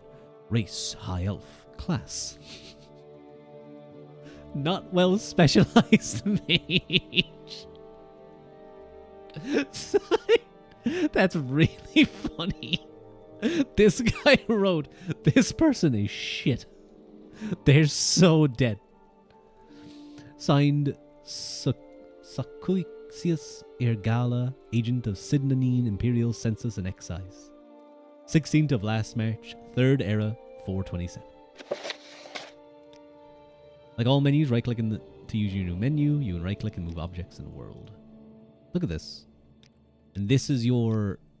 It's not like in Skyrim, where you have, like, the terrible UI. I think didn't they basically make this, but for Skyrim on PC? Continue through to the next building and talk to Celasgravius. Can I have the evidence locker? So, you want training, persuasion? I'm an officer of the Imperial Legion. We have garrisons at Fort Pelagiad, Hawkmoth, God, why can't I read? Hawkmoth Fort in Ebonheart, Fort Moonmoth in Balmora, Fort Buckmoth in Aldroon, Fort Darius in Nessus. Were you looking to join the Imperial Legion? All the garrisons presently at full strength, except perhaps the Deathsheed Legion at Fort Darius in the West Gash near the village of Nessus. If you're interested, you'll have to talk to General Darius there. Yeah, guys, I tricked you. This is a reading game. You should learn how to do combat. Pick up the dagger on the table by activating it with E. Oh, guys, it's the trick in the game. It's the game that's intentionally messing with you. Completely, like, fucking you over. It tells you, hey, pick up the dagger. Press F to pull out the weapon. Once your weapon is ready, to hold and release the left mouse button to swing it. The harder you swing, the more damage it does, but the more fatigue you'll drain. Why is this a trick? Why is this like a scam? Because likely, if you didn't put any points into short blades, you're fucking useless. You ain't gonna hit shit. So, yeah, you can swing away, you can do what you can, but it ain't gonna go well. Let's have a read. Oh, I forgot you punch. Iskar, don't think I've forgotten our wager. I want this dagger sharp as a scamp's claw by morning. We'll take some things. Just gonna start robbing some stuff because I can sell this. Oh, flint. This regional liquor acts as like a potion. To drink potions, equip them in the inventory menu. Wait, what's my? Hang on, I should probably check. Like, I can only carry so much. I am so bad. Can I tell you guys something? In Skyrim and in Morrowind, and I assume I would be the exact same in Oblivion.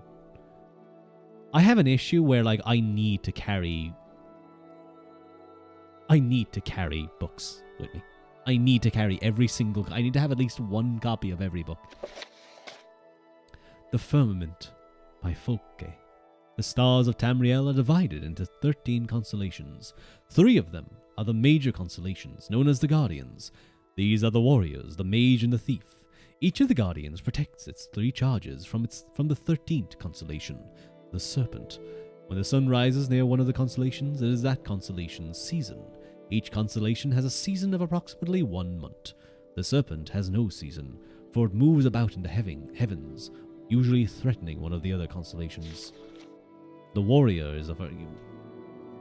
Don't worry, guys. I won't read all of it. I will. I've read them. Oh, wait, isn't there... Just take everything. Could have sworn there's a lockpick somewhere.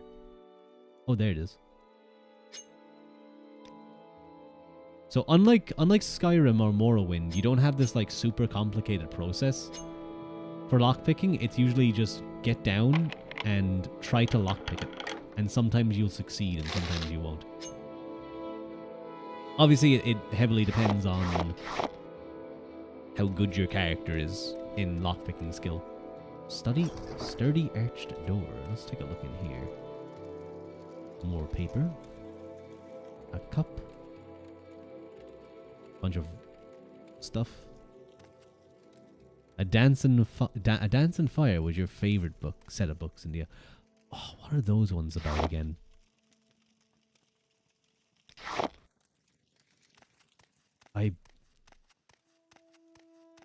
Wait. Was A Game at Dinner the one about the cannibals? You now have a map menu. It shows the name of the place you're in and the direction you're facing. Look, down in the corner. I don't think you guys can see that, though. Oh. And we found an engraved ring of healing. Restore health 1 to 5 points on thing. So, you have a magic menu where you can see all your powers, magic, spells, and magic items. Like all menus, right-click to use your new menu. Click the spell or magic item you want to make your active. To ready your active magic, use Ore. So now we have another menu. So, if you've never played a game like this, it's probably a little confusing. I'm a little unsure myself too, just a teeny bit. This is technically a quest item, by the way. I know this. We can have a bound dagger. We can not hit things with our bound dagger instead. But it's actually quite nice, I have to say. When you figure out how you like your stuff to be set up, it's a very nice system. It all kind of just works. And you can resize things as you want. game takes place at dinner and the cat is a traitor, and Noble plays a game to catch a traitor in his court. Okay. No, I was thinking of the one where there's two people, I think, they're basically trying to steal from a castle, I think. It's like a they're thieves, but they end up getting captured. Or I think they treat her like she's royalty, and she's like, oh, I just gotta keep acting. But it turns out she was actually dinner. It's very well done, though. I like it. You traveling to Valenwood, and yeah, there's cannibals and he witnesses the wild hunt. Ah, okay, so that's different. I definitely recognize the name. I've definitely seen it. I probably just haven't read it, or I haven't read it in a while. Oh, we have some nice spells at least. Trinity magic, that's not too bad. I forgot these things. Press E to talk to the captain. Select options to talk about them. Don't try persuasion on him. If you're not good, he'll start to dislike you. Your papers, please. Your papers, please. Hello. First, let me take your identification papers. Thank you. Word of your arrival only reached me yesterday. I am Celis Gravius, but my background is not important. I'm here to welcome you to Morrowind, but I want to ask about your background. I am Celivius Gravius, knight-errant of the Imperial Legion. Tell me about Balmora. Balmora is south of Sidnanine, or north of Sidnanine. The road passes Why can't I say this word properly? Pelagiad village and Fort Pelagiad, crosses a deep ravine, passes Fort Moonmoth, then turns west across the Odai River and into Balmora. The South Wall Corner Club is in the southeast Balmora, and on the east side of the river. For more detailed directions, talk to Alone the Scout at Ariel's Trade House here in Sidnanine. But take my advice, you're new.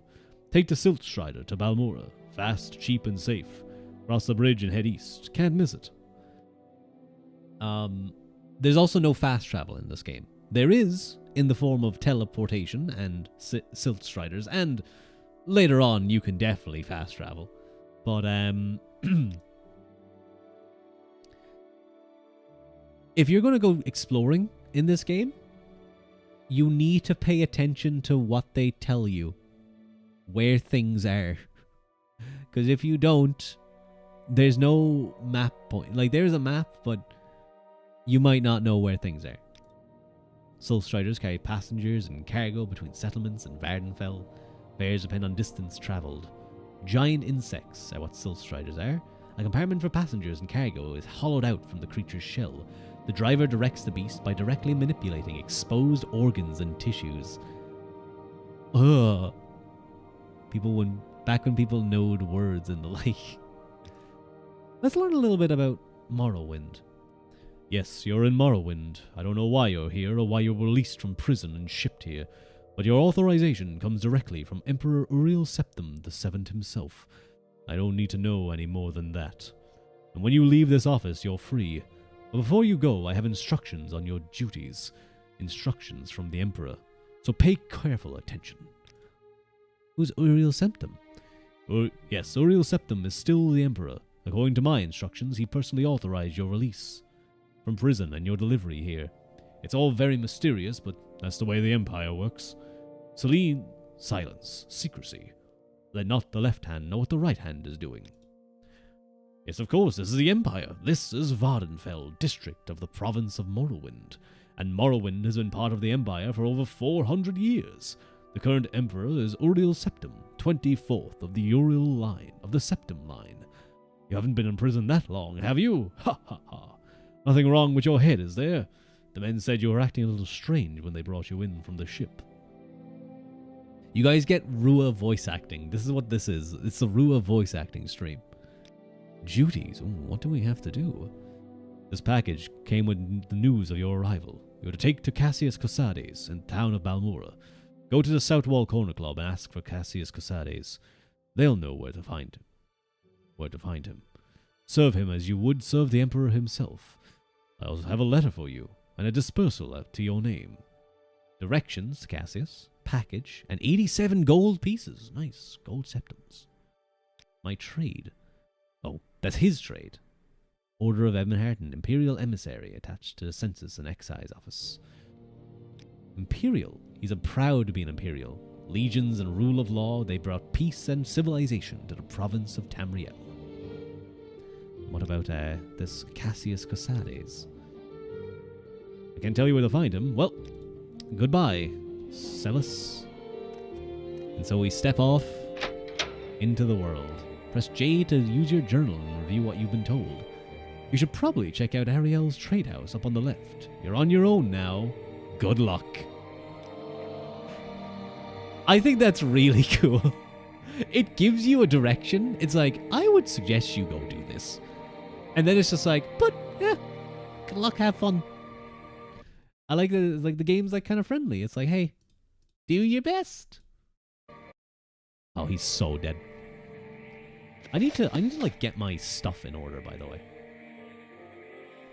So we have magic, engraved ring of healing, sanctuary, hearth heal, chameleon, detect creature. How do I? Oh yes, this is how you do it. Magic item. I would like F1 or 1, sorry, to be like that. Magic. We'll have 2 on heal. We'll have 3 on sanctuary. What does sanctuary do again? I forget. Maybe like engraved ring of healing, but we're probably just gonna immediately use it later. I guess we'll probably just sell the iron dagger. So, oh, that's the console. No.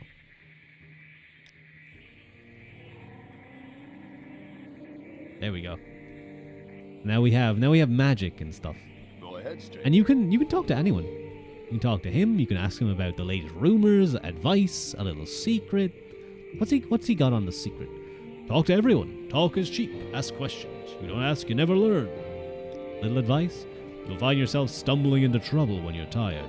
Stop being so reckless. Keep an eye out.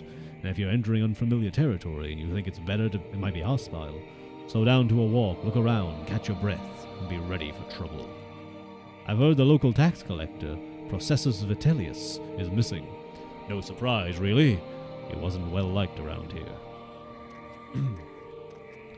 So this is kind of where you spend your first bit of the game, though. Oh, your time is your time is short, huh? Yeah, it is. Are you the one that the boat dropped off? Odd to see a boat arrive at that time of day. Hope the Imperial's treating you okay. I swear they took my ring. Ring? I swear one of the guards has it. I had it last week before their weekly Let's Shake Down Fargoth ritual. An engraved healing ring, family heirloom of mine. You haven't seen it, have you? I feel like there's something you can do where you can... You know what? We'll give it to little old Fargoth. Here, take it. You found it! Amazing. Thank you. You're now my favorite friend. I'll be sure to tell the others, especially my friend Ariel, who runs the trade house here. Go see him. He'll be happy to see you now. And that's a little... That's like a thing where it's like, oh no, you can keep the ring. But then you won't get this buff, this little reputation buff. So immediately, like, that's cool. Immediately they've set a situation where this small act of, hey, being good can actually get you nice consequences. And you realize it later. What's your background? I'm Fargoth, a commoner. Don't expect the natives to take to you right away. Colonists like us, outlanders, settlers from the other provinces, will be more open and friendly at the start. Then maybe when you do a few things, get your name around, gain a reputation, then the locals will open up a little. Stick to your own kind to start, and it will go a lot easier. If you're thinking of traveling up country near Sheragorad, or out Molag Amur way, or inside the Ghost Fens, you need to know about Corpus. It's a disease that turns normal creatures into beasts, turns men into twisted, mad lumps of flesh, superhumanly strong, and full of hate. You get Corpus from fighting with diseased creatures. It's hard to get Corpus, but harder to get rid of it. In fact, I hear there's no cure. Oh, his trade. He's a commoner. He does whatever he needs doing. I can tell you are an outlander, since you're new to these parts. Perhaps you'd like me to share a little local lore. We have food and sundries at Ariel's trade house. Not much in Sidney. It's very much a starting city. Someone in particular. The Altimer Ariel runs Ariel's trade house. Arigala is the chief agent. Specific place. That's the Coast Guard too, and a lighthouse, and that's it. Silt Strider service goes to Vivek, Balmora, Nisus, and Suran. Okay, so we can wander around, we can talk to everyone, or no one. But this is a slow game. This is more just like, this gives me a reason to just kind of chat. So we have, new here, take the Silt Strider. Ooh. No trouble with wild animals and smugglers and bandits and outlaws. Go see Darvaima Hildren over at the Strider post, over the bridge. You know about the other part of this of his ring quest? I believe I do. At least I know you can get it back at some stage, if I remember correctly. And tell her Vodumius Nucius sent you. That's right, that's me. If you decide to take the Silt Strider, tell Darvaim Hilrin I sent you. Well, we'll keep that in mind. Get over here. Indrale. How many? I can tell. Yeah, tell me a little bit of advice. I can't afford to buy my bed and board here. Oh, I can afford it. There's no harm in sleeping rough and eating when you can find it. Little secret: buy from merchants and traders you like. Oh yeah, that sounds gonna be happening a lot. By the way. Hello, Helvy. You got any advice for me? Ooh, well, most Outlanders still cloak to the Imperial Guilds and Legions. But you might consider services in one of the Dunmer Great Houses. They aren't real fond of Outlanders, and you have to look around hard for a patron. Someone who'll speak to you, help you advance to the higher ranks. The Great Houses are where the real opportunities are. House Halalu and House Redoran are pretty reasonable. House Telvanni, the Wizard House, they're another story. And they're the Dunmer, the Dark Elves. Originally the Chimer, but not anymore. Not after Kagnarak. Not necessarily Kagnarak. Kagrak. But rather the Tribunal. And we have a little trade house. Hello. You have a later rumor. We saw a city in the water near Narmok. Drunkard though, and spends too much time. Hello, Ariel. Greetings. How do you do? May we talk? Welcome to Ariel's Trade House. I'm Ariel, publican and profiteer. Don't take what doesn't belong to you. You're new here. You're a new face here. If you want to buy from me, you'll have to barter if you want. If you want a little advice, free to new customers. Just ask. Would you like to hear about our most popular potions or most popular scrolls? Let's see. A little advice. I heard that Hisker upstairs is having some financial troubles. Can't seem to win a wager these days. Little advice. If you want to live to a ripe old age, buy a weapon and as much armor as you can wear and still run from trouble. Buy a spell or two and practice your skills. Don't practice on civilians. We call that foul murder and we don't like it. But you can kill smugglers and bandits and other outlaws. Wait, I disappeared? Oh my god. God damn it. Oh, I have to keep that in mind. Wait, why is my face like that? Why am I blushing? There we go. Why did no one tell me I was getting smaller? I never noticed. For some reason it's happening. I don't know why. It's kind of annoying a little bit, but it's okay. I am sorry, guys. This is the reading stream. This is just me just reacting to stuff. It's okay. You've all been gone as long as you've been here. Are you fucking for real? Usually this doesn't happen. Usually, like, when I do this, it's totally fine. Wait, what if I click around here, then go back? Hey, it's fixed. Okay. We're all good now. We're good. Hey. Outlaws have no rights. That's pretty neat. Practice on creatures and outlaws and anyone who attacks you first. When in doubt, run away. Popular potions. Cure common disease and blight potion. Disease potions are most popular with travelers. Fortify strength, endurance, speed, agility are very helpful. Personality, popular with merchants and shy persons. Keeps you fighting at your best. Restore health. Can't beat the... Let's see what we can do here. We can sell some of these things though.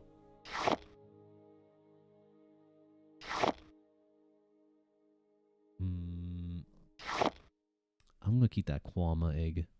Is that slowed soap? Ew.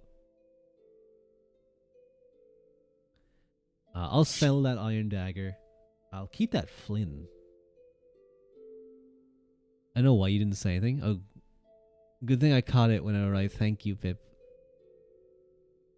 This never happens to me, chat. Roughly 25 minutes. Oh my. Oh.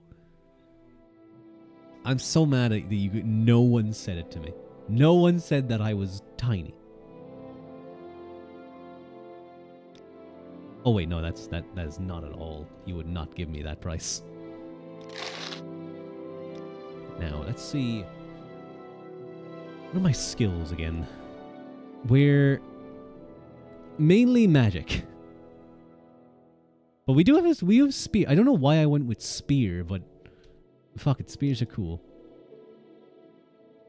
So we should probably at least pick up a spear just in case. He has a spear for me, right? Oh, he's an iron halberd. It's not bad. Whoa! Oh my god! Raiders, hello, hello, hello, welcome in. Oh no, I'm growing again. Oh my god, why is it doing this? Oh my god, Fua, thank you for the 5 months. This is so sweet of you. Hello, Yuki. Hello, Wolfie. Hello, I'm Elson. Hello, Fua. Hello, TMTM.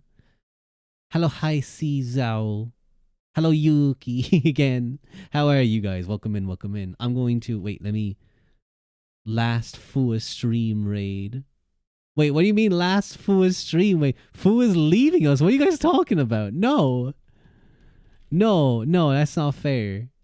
He's not allowed. He's not allowed. I'm not allowing him. Hello, Trina boy. A boy. Hello, boy. What do you guys... The job got him. No! The job. He got a job? Ew, what a loser. It's not food. It's work. It's work. What job Aishi? It's job Akishi. I was watching for a while. I was like, where is your model? Did it crash? And I saw it come back. No, there's this weird thing that's happening where for some reason, even when I'm not in VTube Studio, it like my scroll wheel was working on it. Wednesday Jube, and I see how I need to adjust the schedule and everything. Yeah, it's gonna be an adjustment for it. You're gonna go back to like, you're gonna be like me having like 2 hours of stream. It's not fun. But hello everyone. This is like the worst time for you guys to raid me. Because I'm playing Morrowind. And we're just at the start. I'm going to show you guys how slowly I move. Hang on. Actually, you know what? I'm not too bad. My character's actually not... They're quick enough. You can be way slower. You know what? I'm 15. But if you guys don't know Morrowind, it was Game of the Year back in 2001. Why does... That's a she, thank you very much. That's a woman. That's a high elven woman. You will not speak rudely. You played Morrowind in the past for 5 minutes. You attacked an NPC and they killed you. You're so confused. It's not that hard. You go around, you talk to people. You learn about stuff, and then you die, and you stop playing the game. How do I know they're from behind? Oh, it's the Elder Scrolls. It is. This was the first big Elder Scrolls. Like, yeah, there was, like, Elder Scrolls did okay, but Morrowind was the real one that cemented its place as a thing. Morrowind fucking... Like, Daggerheart's insane itself and just how big it is, but it's all procedurally generated. But Morrowind's lore, for one... I'm pretty sure the guy who wrote it was on, like, LSD. It was an Xbox launch title back when Microsoft saved Bethesda from the brink of not existing anymore. Dagoth Ur literally saved Bethesda, okay? Dagoth Ur saved Bethesda. And that is how you honor the sixth house and the tribe unmourned. I'm sorry, I'm a teeny bit of a nerd. Hello. Please, madam. But I hope you guys had a nice stream. Fool, what were you guys up to? What were you guys doing? While I haven't even been playing much. I've mostly just been... I'm a mage, by the way, which probably isn't good. It's not going to go well for me. It's okay, though. If you need to stop soon, don't feel forced. I just feel like I can raid you because I stopped earlier today. Yay! I remember one. I played it a while but got lost at some point because everything looks so similar. You do need to pay attention to like the instructions. I'm buying some stuff. What am I buying? Do I buy a halberd or a spear? Chop / thrust 5 to 20. A halberd. Halberd just like the same, but like they're both two-handed. Like the same thing. So really, the iron spear. You know, I'm gonna take the iron spear. How much gold do I have? I have 170 gold. That's not too bad. It's not too bad. I'm actually kind of Fua making it sad and was giving us a graduation speech. What the hell, Fua? Why are you so mean? He's playing Indica. It's an unhinged game about a nun on a journey. I was about to say a nun on a run. Nun on the run. Journey accompanied by the devil. Super funny. Ooh. Fua, are you making your chat cry? I think he is. What the hell, Fua? I didn't know you were so evil. Sorry, hang on. I need to... Oh, we could... Do I waste money buying expensive things and be fancy? A bit. He does the stupid I'm leaving joke for a while now. I think we have unarmored too, so we can't really... We don't really have anything to wear, like... I love how these are all 1 armor rating. Yeah, let me check something real quick. Unarmored skill lets one avoid or reduce injury while not wearing any armor by evading, deflecting, or absorbing blows. Better defended wearing no armor at all when they are wearing armor. What about my medium armor's 5, heavy armor's 5, light armor's 5? Okay, so we're not going to be wearing armor today. That makes sense. I'm playing a mage, and I really don't... I hate the I'm leaving joke. It's so cruel. I don't know. I enjoy the... These games were peak. They are peak. They are absolutely. The lore as well. I love the book so much. Someday I'm going to do like a 2-hour-long stream just on like Morrowind lore. There's an amazing video. Oh, I could have had a staff. Oh no, it's technically a blunt weapon. You know what we can do at least? We can... I can buy some nice stuff instead. Or I could buy some potions. Let's buy some potions, I think. Let's buy... I have 150 gold. Journeyman's Probe. Oh, wait, how do these work again? Knife. Amcivi Intervention. Divine Intervention. These are... Oh, they're so expensive. Ugh. What spells? What can you give me? So, why the Father's Hand? I have like a few of these already, I'm pretty sure. Resist Magicka. That might be important. Jack of all trades. Are my spells like pretty decent? It should be a joke because I'm sure they'll just drag you back. No, I love the... I should now that I have a spear. I can just keep it equipped actually. I love the detail on the wrists. There's nothing. It's just a cylinder. The old joke on April 1st of a white background with black text that you have to open up to read that your Oshi posts. How would you guys feel if you played a game today and they told you to open up the menu for like your inventory and stuff and you see this? How would you guys feel? Would you guys be scared? Would you be sitting there like, oh no, what's going on? Oh my god, Ruadh, don't give him ideas. His next schedule post about his job is going to be a white background with white 15 magic. I got a fire bite. 15 to 30 damage for 1 second on touch. Ooh. That sounds not good. I would like 5 feet in front of target. 5 feet is not very far. Reading a lot has always been challenging in Morrowind. I like reading. This is most of this stream, not this stream, but like the half an hour, 40 minutes I've been playing Morrowind has just been chatting and reading. But I do have to buy some stuff. I'm going to get Fireball. I think I'll be... might get Resist Magicka for the moment too, because that could be important. I have 60... Anyway. I have 69 gold. I probably should use it to buy some health potions. Oh yeah, I forgot these health potions are like garbage. Did you guys have fun though when with Fua like saying he was going to leave? I'll buy some of these potions. Fortify speed, strength, personality, luck.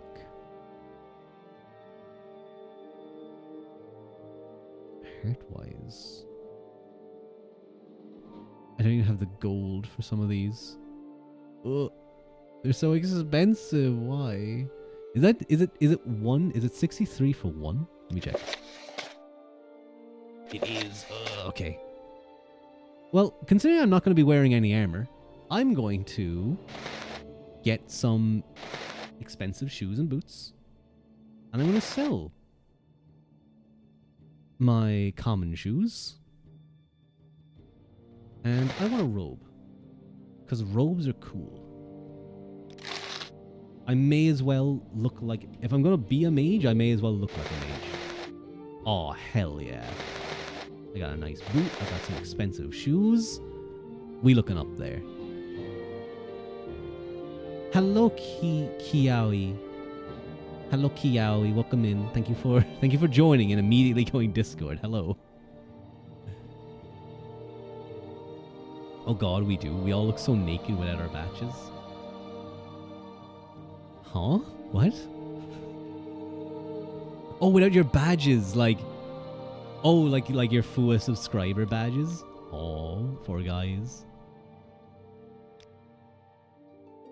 What are the most dangerous places in Morrowind? Well, probably the Ashland Vampire Citadels inside the Ghost Fence on Red Mountain. But outside the Ghost Fence, I guess the Daedric Ruins would be the worst. They're all over the place and full of bad Daedra and the crazy folk who summon them. I hear vampires are pretty bad too, but I've never seen any personally. And the Dwemer sites are pretty bad too. Vampires. Probably VIP badges too. This is not how a Dunmer sounds, by the way. I'll show you guys how a Dunmer is meant to sound.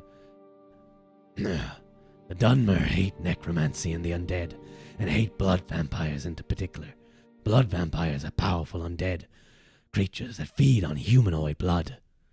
They all live in Vardenfell, which is an ashland place. There's a giant volcano, and they all just sound like smokers who've been smoking for like 60 years. Powerful undead creatures feed on humanoid blood, disease-contaminated blood. What about necromancy? Practice of binding or undead to protect sacred and family properties are right and protected by temple and imperial law. Little bit of interesting lore about the Dunmer. They practice a sort of form of necromancy.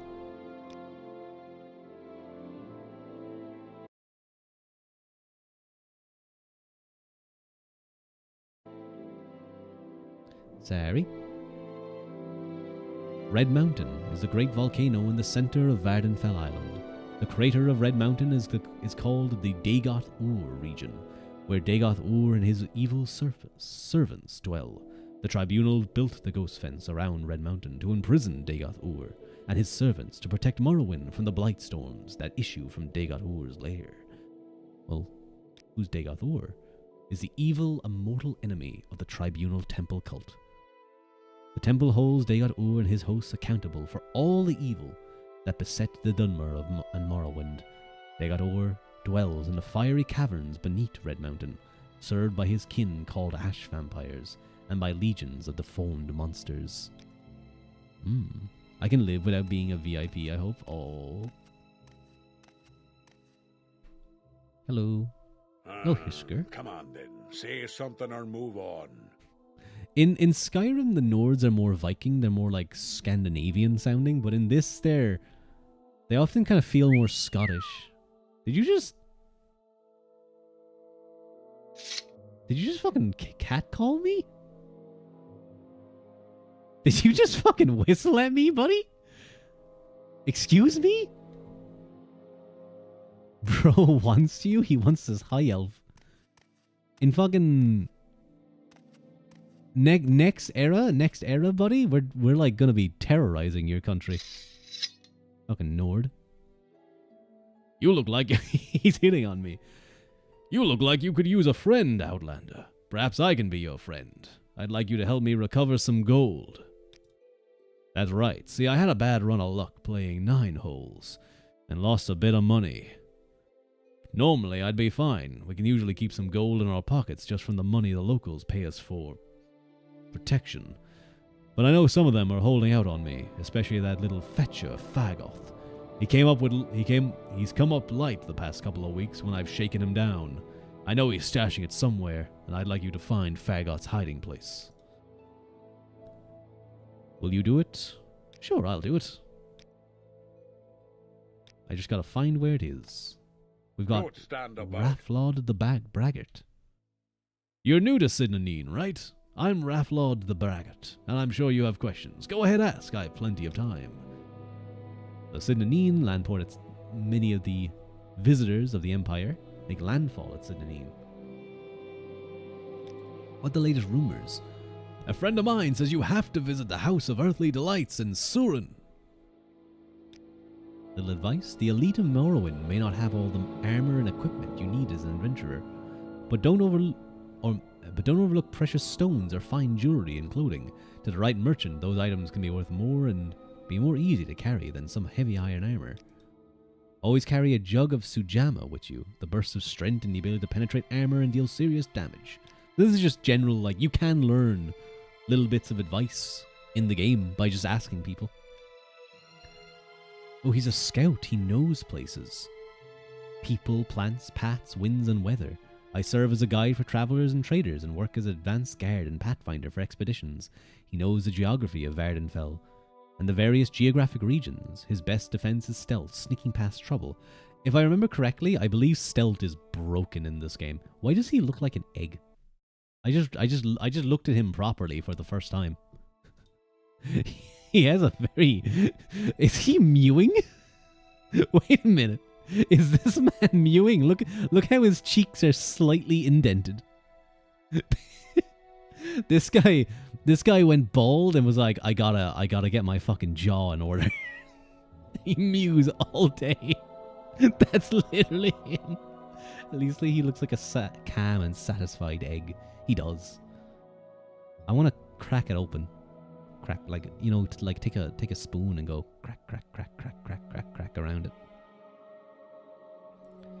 Let's learn a little bit about the geographic regions. Vardenfell has 9 regions, each with their own plants and terrain. They're called the Ascadian Isles, the Ashlands, Azora's Coast, the Bitter Coast, the Grazelands, Molag Amur, Red Mountain, West Gash, and Sheagorad. Note Vardenfell, only recently open to settlement and trade. Most of Vardenfell's population is confined to the relatively hospitable west and southwest coast, centered around the ancient city of Vivec and the old Great House district centers at Bulmura and Aldrune and Sadrith Moor. Sheagorad is largely hostile and inhospitable, with 2 small villages at Ald Redania and Dagon Fell.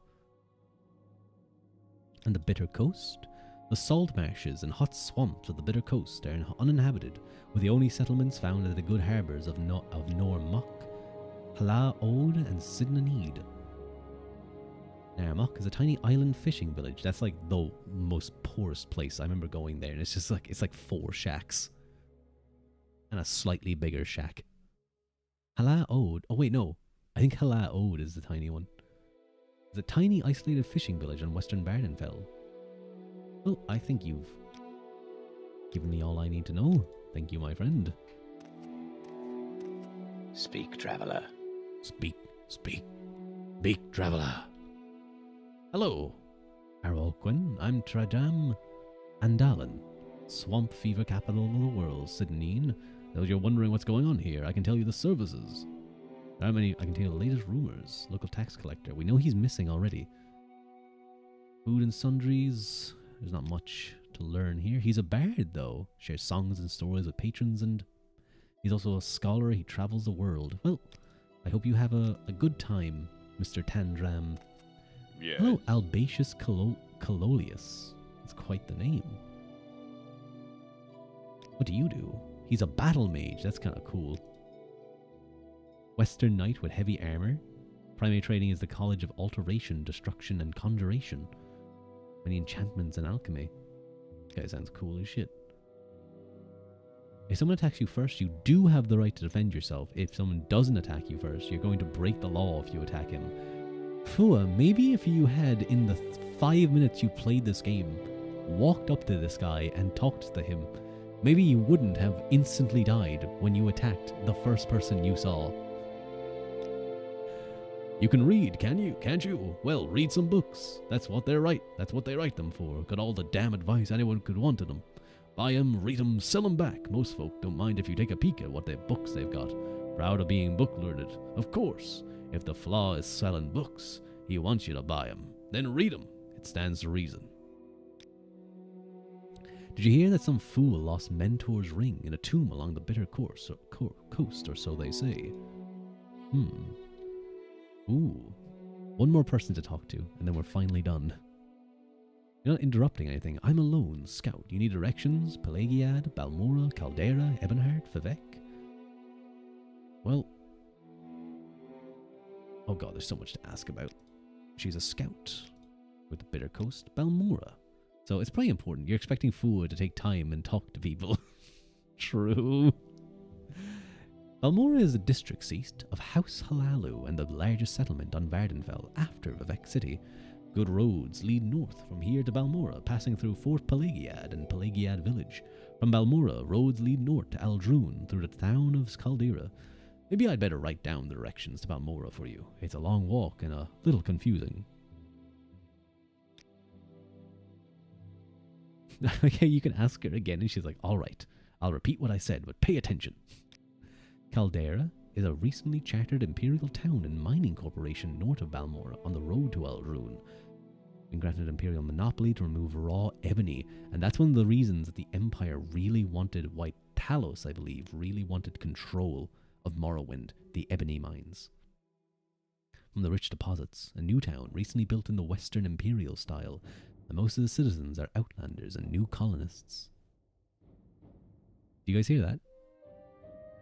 That's Nerevarine Rising, based, but the intro, the dun-dun, dun-dun, that forms the basis for the Skyrim, like, title song, basically. It's cool. It's cool little connections like that. Ebonheart is south of the road from Pelagiad, built on the western shore of the water-founded city of Vivek, seat of imperial government for the Vardenfell district, and a busy centre of maritime trade. Ebonheart is home of Duke Videm Dren. Of House Dren? No, is that House Dress? The district's ruler and emperor's representative, also located at castle at the council chambers in the Hawkmock Legion garrison. He would click on the dialogue but chat with us instead. Then the dialogue was over, swords are drawn, and the rest is bloody history. I'm sorry I'm not entertaining like Fua, guys. I'm sorry I play the game.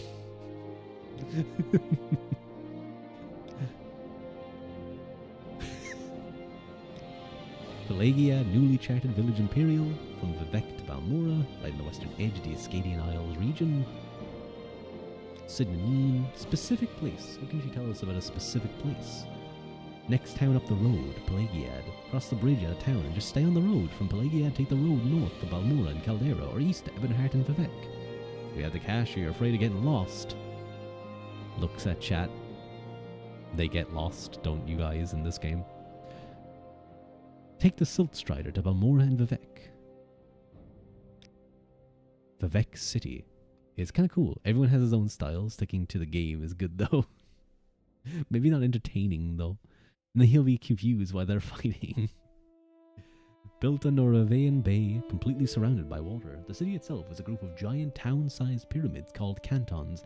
This shit is the fucking most annoying thing to navigate in the early game. Before you can fly and, like, levitate and jump really high, it's fucking infuriating to navigate Vivek City. And even figuring out Vivek City, like, travel locations is really difficult. What I believe happened was they wanted Vivek City to be huge, but they didn't have the time or the, like, power to do so, I think. High Fane and the Palace of Avec are visited by hundreds of tourists and pilgrims daily. Outlanders mostly confine themselves. Well, I think we've asked enough here. Well, a little advice. Learn the law and customs. Get a copy of the law and customs in Morrowind. Slavery is legal here. Foul murder is illegal. But if he strikes the first blow, you're in the clear. A verbal attack is illegal, just like an unprovoked physical attack. Folks are touchy about personal honor. Watch your tongue or you'll get called out for a duel. Ooh, gotta be careful. Anytime you're ready, just don't keep me waiting. But for once, we're actually kind of free to... That was a strong sniff, my friend. Speak, traveler. I think it's just such like a pretty game. There's the first enemy, a mud crab. You may lose to the weak, like one of the weakest things. Hello. There's someone watching me. I can tell. So there's a few things to kind of just like do around here. You can immediately leave, but we might just stick around here for a little bit. Just talk to people. Take care of yourself, and why don't you go do something with those smugglers in Adamastorastus Cave? It's right over there near the Siltstrider port. Yet those guards, look at them, just strutting about. Someone must have paid them to ignore the smuggling going on here. You So, have my attention. right over there, there's a smuggling camp, because there's a Siltstrider. You guys missed it earlier, but the Siltstrider, it's kind of fucked up. They hollow out its, like, carapace for a seat for you and the rider, and then they use, like, its bones and nerves and tendons to control it, to make it go wherever you want. That is fancy looking armor, goddamn.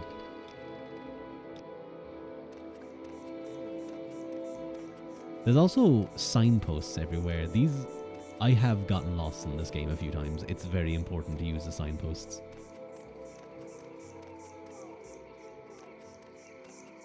But I know, I kind of already know where the... Where do you wait again? Ah, there you go.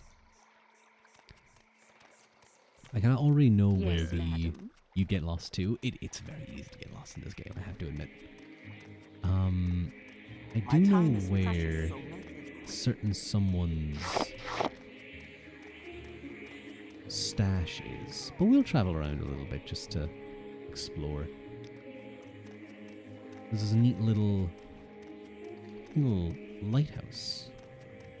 One of my favorite missions, actually, in Skyrim, is the lighthouse mission. You know what? I'm gonna. Oh, look at this! I never found this before. That's really cool.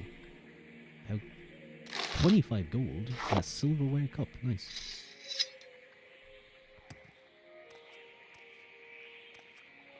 We're just gonna. Oh, look at the little dragonflies. The Skaven Lighthouse. I can't remember what it's called. I should probably make sure that I have So that's the touch. I probably want. Let's make. Let's make 2 my fireball. Let's make 3 my heal. Let's make.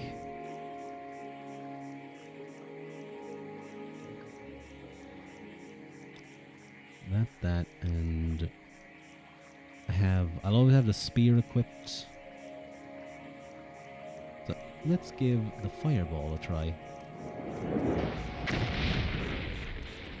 Oh, that kind of worked. Ooh. Exact. Nice. I never used magic much in my first and only playthrough. I'm kind of sad that I stopped playing this, because I was really enjoying myself, but I got really strong.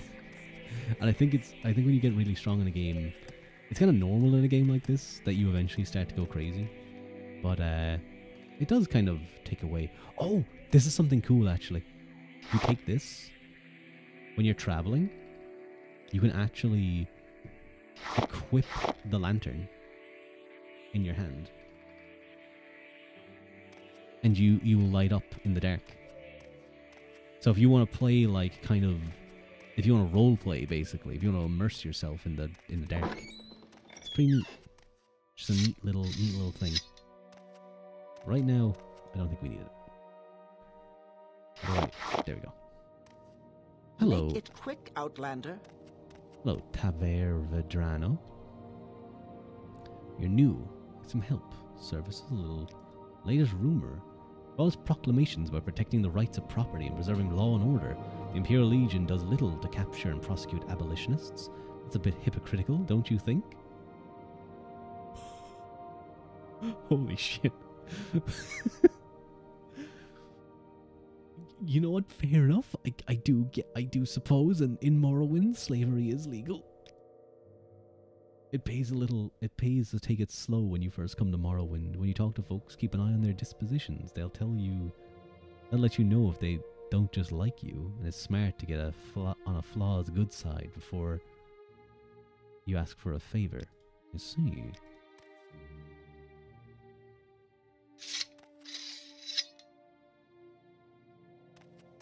Well, let's go for a little travel up here. Oh, there's a book. Some bread. Got some grief. The Wraith's Wedding Dowry. Ooh, my armor went up. Nice. The Wraith's Wedding Dowry by Volta Gra Yamroth. Translated by Athrone. The poets are right. There's something life-changing about being in love, said Kapkaja Graminfang. Something called the Wraith. Sometimes called the Wraith. I haven't wanted to rob anyone or anything in weeks. Why, the other day I saw the door wide open at a wealthy merchant's house, but my mind was fully occupied with what I should wear on my wedding day. You have been out of the right society for very long now, frowned her friend Cargol approvingly. You never told me what happened to your first husband. You know, the one the shaman gave you. Torn apart by ash ghouls, smiled Kapkajna dreamily. It was rather saddish, but I know nothing like that would happen to Wadwurg. No life adventure for him. He's practically an Imperial. In fact, he is one. Did I tell you how we met?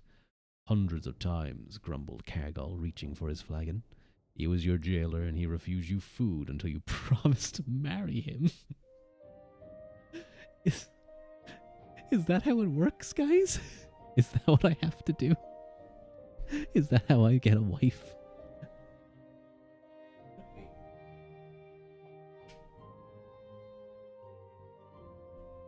Is that how I get a wife, guys? By forcing a woman not to eat? That's how you'll get me. Thank you. You know what? I'll try that. The next person I want to marry, or at least date, I'll like withhold food from them. I won't allow them to eat. Oh god, this is a long book. Fuck it, reading stream time. Have you ever heard of anything so madly romantic in all your life? Sighed Kapkanj. I'm going to call her Kep. And then grew serious. I was going to say that I hope my old friends will wish me well, but as old Borsirel used to say, there's no point in hoping for what cannot be. We'll leave with the Imperial Knights for Balmora immediately after the wedding, but as long as we're in Dagon Fell, the gang will find some way of disrupting my love life and bring me back to the light. I know it. As the days approached towards the Wraith's wedding day, there was certainly something sinister in the air that Kep could smell when she was not transported by heady bliss. Dark figures seemed to shift in the shadows and disappear when approached. She recognized the clothing of some beggars near Wadwurg's cottage as costumes, but the mendicants hurried away before she could recognize which of her old gang were stalking her. Hello, me, myself, and I, damn it. That's a great name. Hello, hello. Thank you for the first time chat. But these moments of apprehension were few. Kep was truly happy, making arrangement for the ceremony to be performed at the very dungeon where Wadwurg had imprisoned her. Her father had long since been dead, another victim of the Ash Ghouls, but her fiancé's commander volunteered to act on her behalf. Of course, Kep had to supply her own dowry. She spent every last mark of her savings of ill-gotten gain to buy her beloved a truly wonderful present. The wedding was set for the stroke of midnight, as is Orc tradition. The handmaidens, wives of imperial officers, were busy sewing her into her gown of red velvet and fine gold filigree in the mid-morning. Dalsetta, one of the handmaidens, remarked that she had heard that Kep had brought Wodwerg a truly beautiful gift for her dowry. "Let me show it to you," Kep half giggled, dashing from the room half-dressed to her hidden alcove. The present had been stolen. The women were horrified, but the Wraith found herself merely irritated, and not surprised. This was truly the old gang style. They knew that a wedding ceremony without a dowry was marked as unlucky. She asked her handmaidens to finish dressing her quickly while she pondered what the burglars would have done with her treasure. The whole region was honeycombed with secret lairs and abandoned sites thieves used to store their loot. There were obvious places, of course, but after much reflection, feels like you're reading a story. We are reading a story. This is a story book. This is a book in the game. I don't know if this one's a story or like a tale. Once the handmaidens had finished, Kep bade them to make certain that the ceremony went on as scheduled, and not to fret as she might be a little late. She wrapped herself in a shawl to protect her gown from dungeon dust and set off for the shrine of Malakath. The Malakath is the Daedric god of the orcs. The Wraith had never been before attempted to rob her own friends, and though she was peeved at them for trying to ruin her happiness, she had no interest in hurting them physically. Her style was to avoid conflict, though she knew it would be inevitable. The lessons her mentor Cargol had given her helped her avoid the lances and blades of guards and imperial knights over the years. Now she would see if they would allow her to survive a den of thieves and the unknown dangers of the shrine, without, most importantly, ruining her dress. The desolate place was so empty as she delved into it that she feared she might have made a miscalculation. It was not until she found a small room hidden down a long corridor that she knew she was at the right place, and it was well suited for an ambush. She grabbed the chest with her treasure within and turned to face the assault. Two of her old gang, Yoram and Yuri the Redguard, twin brother and sister, were outside the door as she came from the room. They knew the Wraith better than to taunt her and immediately attacked. Yoram struck out with a left thrust of his blade, while Yuri sought to rush her. The Wraith neatly sidestepped Yuri while dropping her weight to her rear left leg, shifting her right shoulder to left to slip past Yoram's strike. The twins crashed into one another, and Kep passed swiftly on. Almost immediately she was beset on by the Argonian Binyar, his mace whistling through the air at her head. They had never really liked one another. The Wraith snapped into a duck, so the mace whacked with a tremendous clamour against the stone wall. Binyar was thrown off balance, giving her a few seconds lead hurrying up the passage. Ahead she could smell the fresh night air. The last of her dowry's defenders was Soroth, an orc with whom she had shared a brief romance. It was he who Kep knew had masterminded the theft. In a way and in context, she thought, his devotion to her misery was rather sweet. At the moment, though, she was more concerned with avoiding his barbed axe that seemed ideal for breaking her dress fine stitchwork, and her flesh beneath. Bending her knees slightly, bobbing to avoid strikes to the head, weaving her head to confuse Sorgoth of her next move, shuffling her feet arrhythmically, the Wraith made an impossible target. She ducked inside his thrusts, sidestepped his swings, and then sidestepped his thrusts and ducked his swings. As erratic as she tried to make her defensive moves, Sorogoth still kept pace with her, refusing to budge from his position at the dungeon outlet. Midnight was coming, and the Wraith finally decided that she must end the confrontation. When Sorogoth swung out next, she sidestepped to her next, swayed down and ducked her head, so that the axe whistled over her right shoulder. In that instant, his right side was exposed, and she reluctantly smashed the chest hard into his torso. There was not enough time for Kep to see if she had killed him or merely knocked him unconscious. In truth, she thought of nothing else but rushing to her wedding ceremony. And at precisely midnight, Wodwerg and Kep were united together. He was delighted with her dowry gift, a fine suit of armor that would make him the envy of other imperial jailers. Even more, he was enchanted by his wife's tale of retrieving it from the shrine of Malakath. "Did it occur to you to put on the armor when you knew that it was an ambush?" he asked. I didn't want to dent your present, she replied between kisses, and I certainly didn't want to wrinkle my gown. That's cute. That's really cute. That's a cute story. That's 300 gold. I'm taking all of it.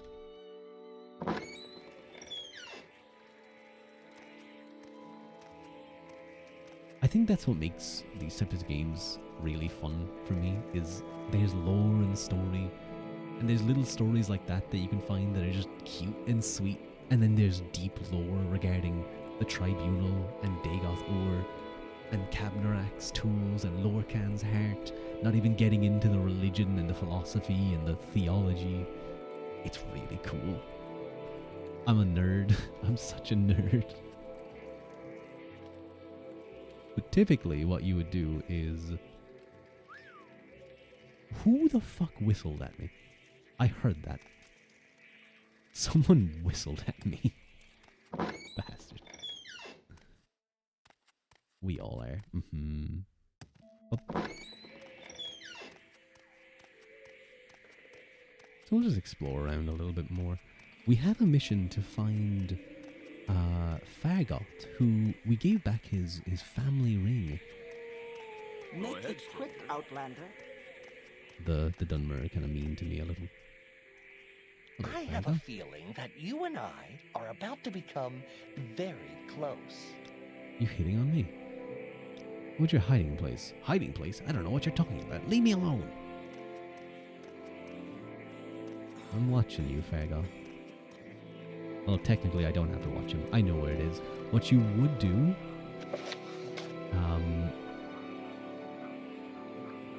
because I should watch him at night. I'm not supposed to approach him at any time. I should then retrace his footsteps and find out where he's hidden the money. When I found it, I should report back to Hiskar. Now, I've done this before. You would literally, the game wants you to wait until night, go up there, and watch Fargoth as he moves around. But I know that it's in here, because I've done this before. Wait, oh! It's not there yet. Oh! Oh, that's interesting. I haven't seen that. So you have to, because I've told him now, he'll be like, oh, I have to run. Quickly, Outlander. I have Quickly, Outlander. fresh game. Hello, Finemouth. That's a good name. If I was an Argonian, I'd like to be known as Freshmouth. He's a commoner. What's going on in here? Just living in a shack, I guess.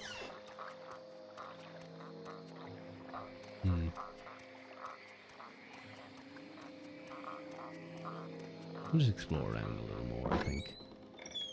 Hello, fool. Go ahead. Go ahead. Oh, he wants nothing to do with me. Oh, there's the dancing fire. Nice. We won't take it yet, because that would be stealing. Yet. What's making that sound? It's going to make me go crazy.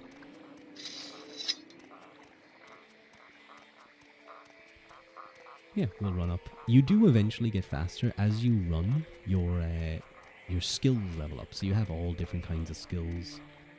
You have your major skills and your minor skills, which level up quickly. I kind of put some points into athletics because I wanted to get that leveled up quickly.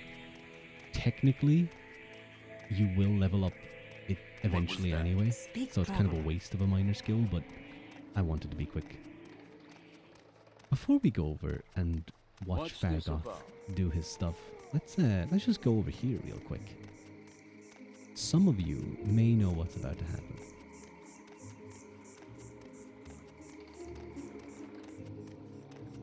But you get a little bit of a surprise if you just walk out this way a little bit.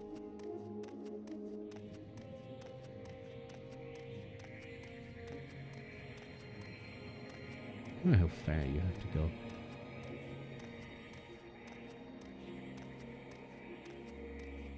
See my stamina bar down there in the bottom? You do have to be mindful of stuff like that as well. If you happen to be sprinting and suddenly you find yourself in a fight, and you have... The combat system is interesting. if you have like 5 in a skill, you may as well not even attempt to attack them with whatever the weapon skill is, because you're just not going to be able to do it. It's just not going to work.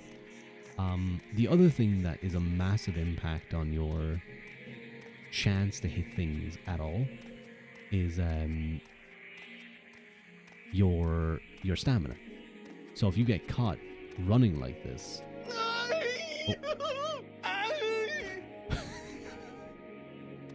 oh no, oh no, how could this have happened? What was he doing all the way up there? Journal of Tahil. I believe I may have found the correct formula for the spell I'm developing.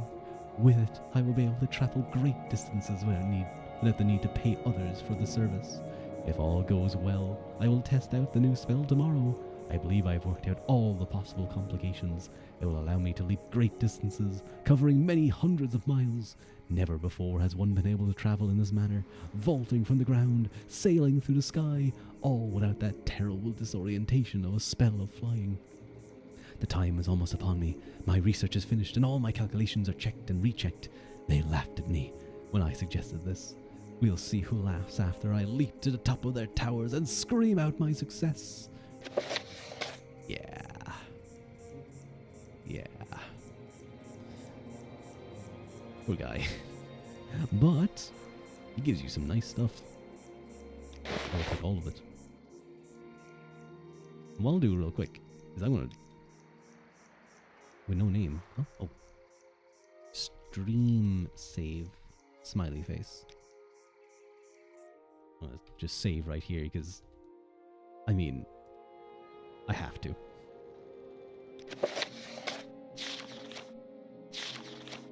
How do I equip a scroll again? Oh wait, I think I do it like this. You go down here, do this. So, the athletics skill, the acrobatics skill. Let's take a look at that real quick. Acrobatics enables one to jump long distances and avoid damage when falling from great heights. Nimble acrobats can reach areas others cannot get to and can direct their paths while falling. Now it starts at 5. This boosts it to 1,000 for 7 seconds. So you can do this.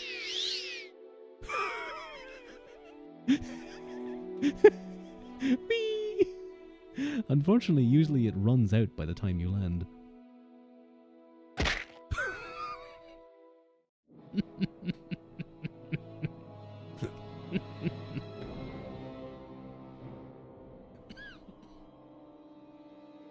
And so ended her tale. That's why I saved it beforehand. I see why you saved, yeah. But he gave us some nice stuff. What did he give us? He gave us an iron spark sword. I'm not good at those, but I'll take them. He was a Colovian fur. Ooh, extravagant robe. That is. I didn't even need... I wasted gold buying those. But, ooh, who cares? I look fly as hell.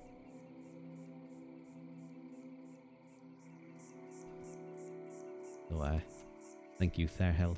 Or Tharhil. Guy. I'll probably finish up soon. Not gonna lie. Maybe another 10-15 minutes. Morrowind is a very slow game. It's the type of game that... oh my fucking god, I thought that was a rock. Oh.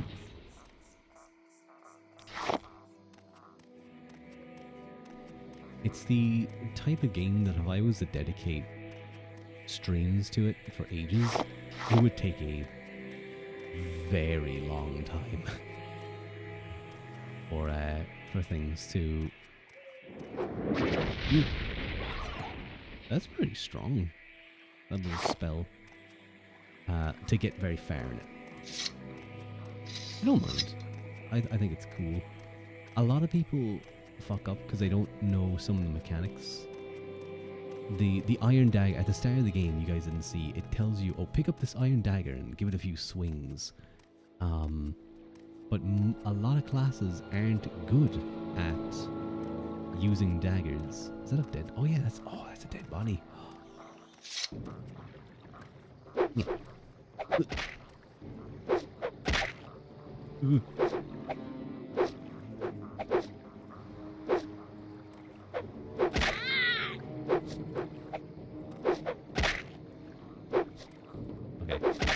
Okay, I'm fireballing this thing. There we go. Fuck that rat. The sound effects. Oh, little scrib. We love scribs. They're friends. Don't hurt them. They're just little guys. We found a dead body. What's this? Processus vitellius. We were told earlier that Processus seemed to have disappeared from the village. Well, it looks like we may have found him. We will strip him bare, of course. Where was the tax record that we found? Sinnin Census and Excise Office. Ariel, 450 drakes paid. Drarin Trellis. Elderfire, 130. Erin Linen, 78 drakes paid. Fargoth, 111 drakes. Finemount, 54. Oren Gilmith, 225. You owed a lot. Odunius Nucius, 87 drakes. We've officially found him dead.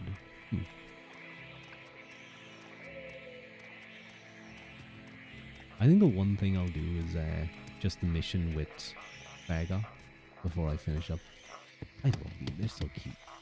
What they're doing, I think, is they're trying to find like good locations for nests. They're part of the Qualma bugs, which you see a bit more here and there. Fireball. Fireball. You know what? I'm gonna be able to get behind this whole like mage thing. So let's try Hearth Heal. Oh god.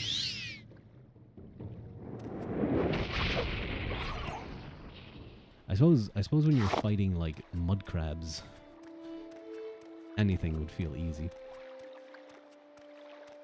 Oh, don't go in the water too quickly, by the way. Oh god. Get out. There's slaughterfish, but that's not even the worst of it. It's huge, by the way. I remember the first time I saw like one of the proper monsters. I got freaked out. I can't remember what they're called, but they're like weird crab things.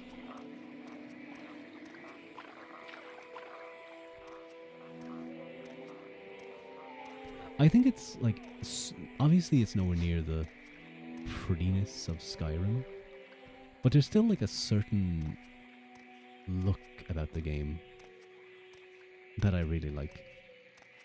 Now, I will say I do have a mod pack, but back then, like back when it released, it still wasn't like the most prettiest game, but it was pretty good. It was pretty decent, and people liked it.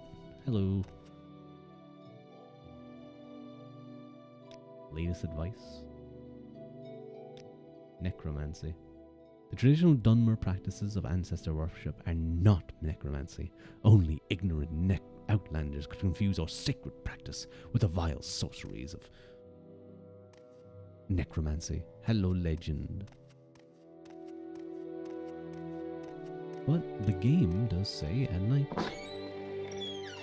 Try and get up here and watch. I was like seriously role playing. I remember I like was staying super sneaky, super crouched during this whole thing. Just a bad idea. How do I crouch again? Oh, control.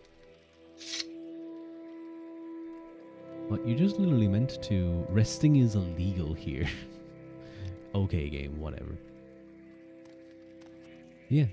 They want you to go up here and work with the mechanics of... No, it was control. Oh, who's that? Who's that creeping about? Holding a torch. That's another little thing they do. They specifically gave him a torch so that you notice it's him. They also gave him a weird little sneak animation. Weirdo. I guess it didn't really get... It's just a sneak animation, but he looks... Did he see me? Oh, should I like fireball his ass?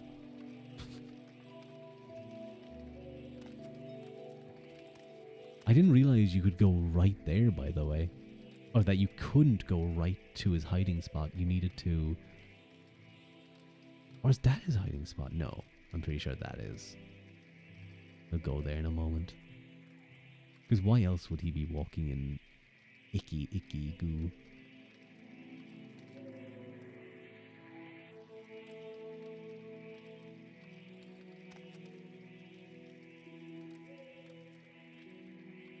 But I always thought, like, a game like Skyrim, in Skyrim you could definitely just immediately go there and find it.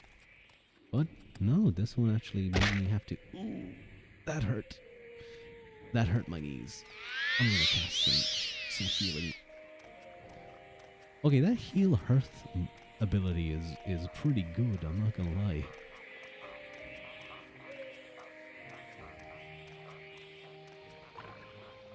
And look at that, 300 gold and the engraved ring of healing and a journeyman's lockpick. I will take all of that, thank you very much.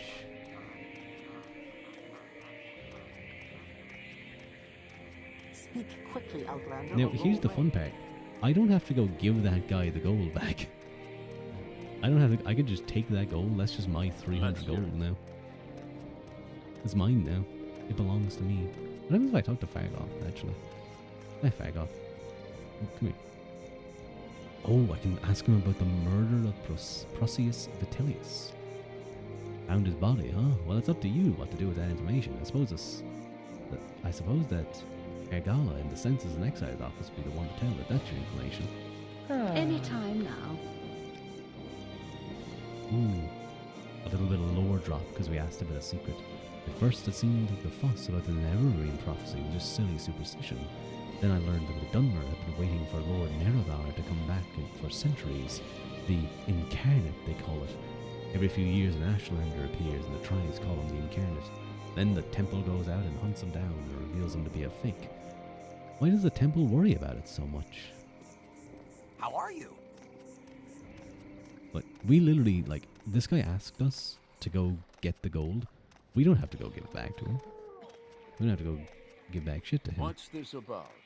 But I think I'll leave it here. I'll think about like playing more Morrowind because I just like the game. I just like talking about the game too. I think it's neat, and later on What's you get into about? actual stories. Hello.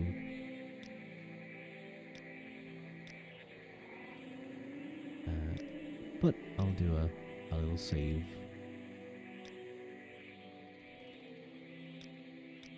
Exit Morrowind. And pop back into the basic lounge. There we go. I can move again. I had to turn off the lights. Can't really move much though.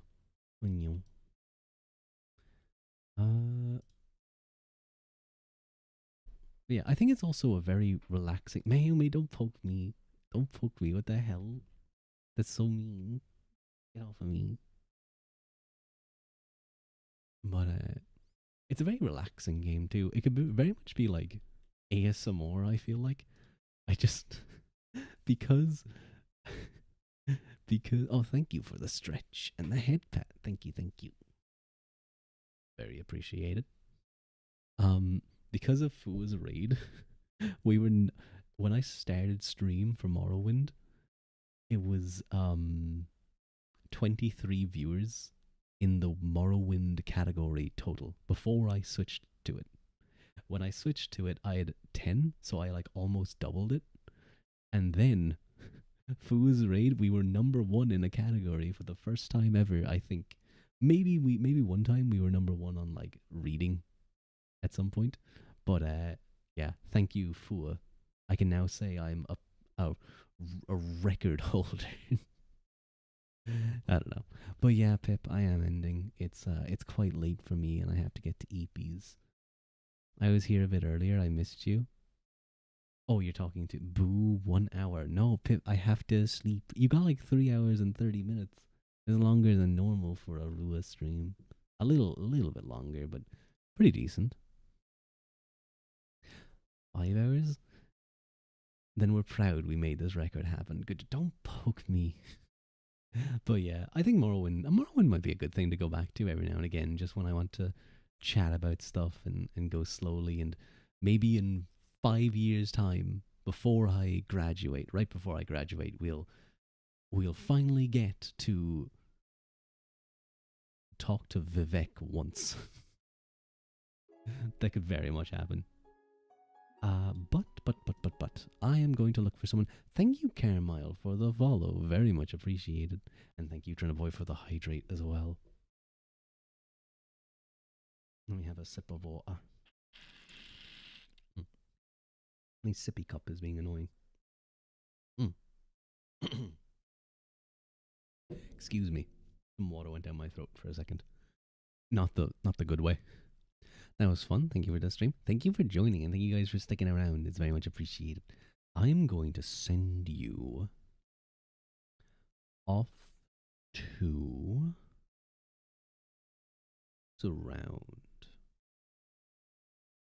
Who is around? Who's doing things?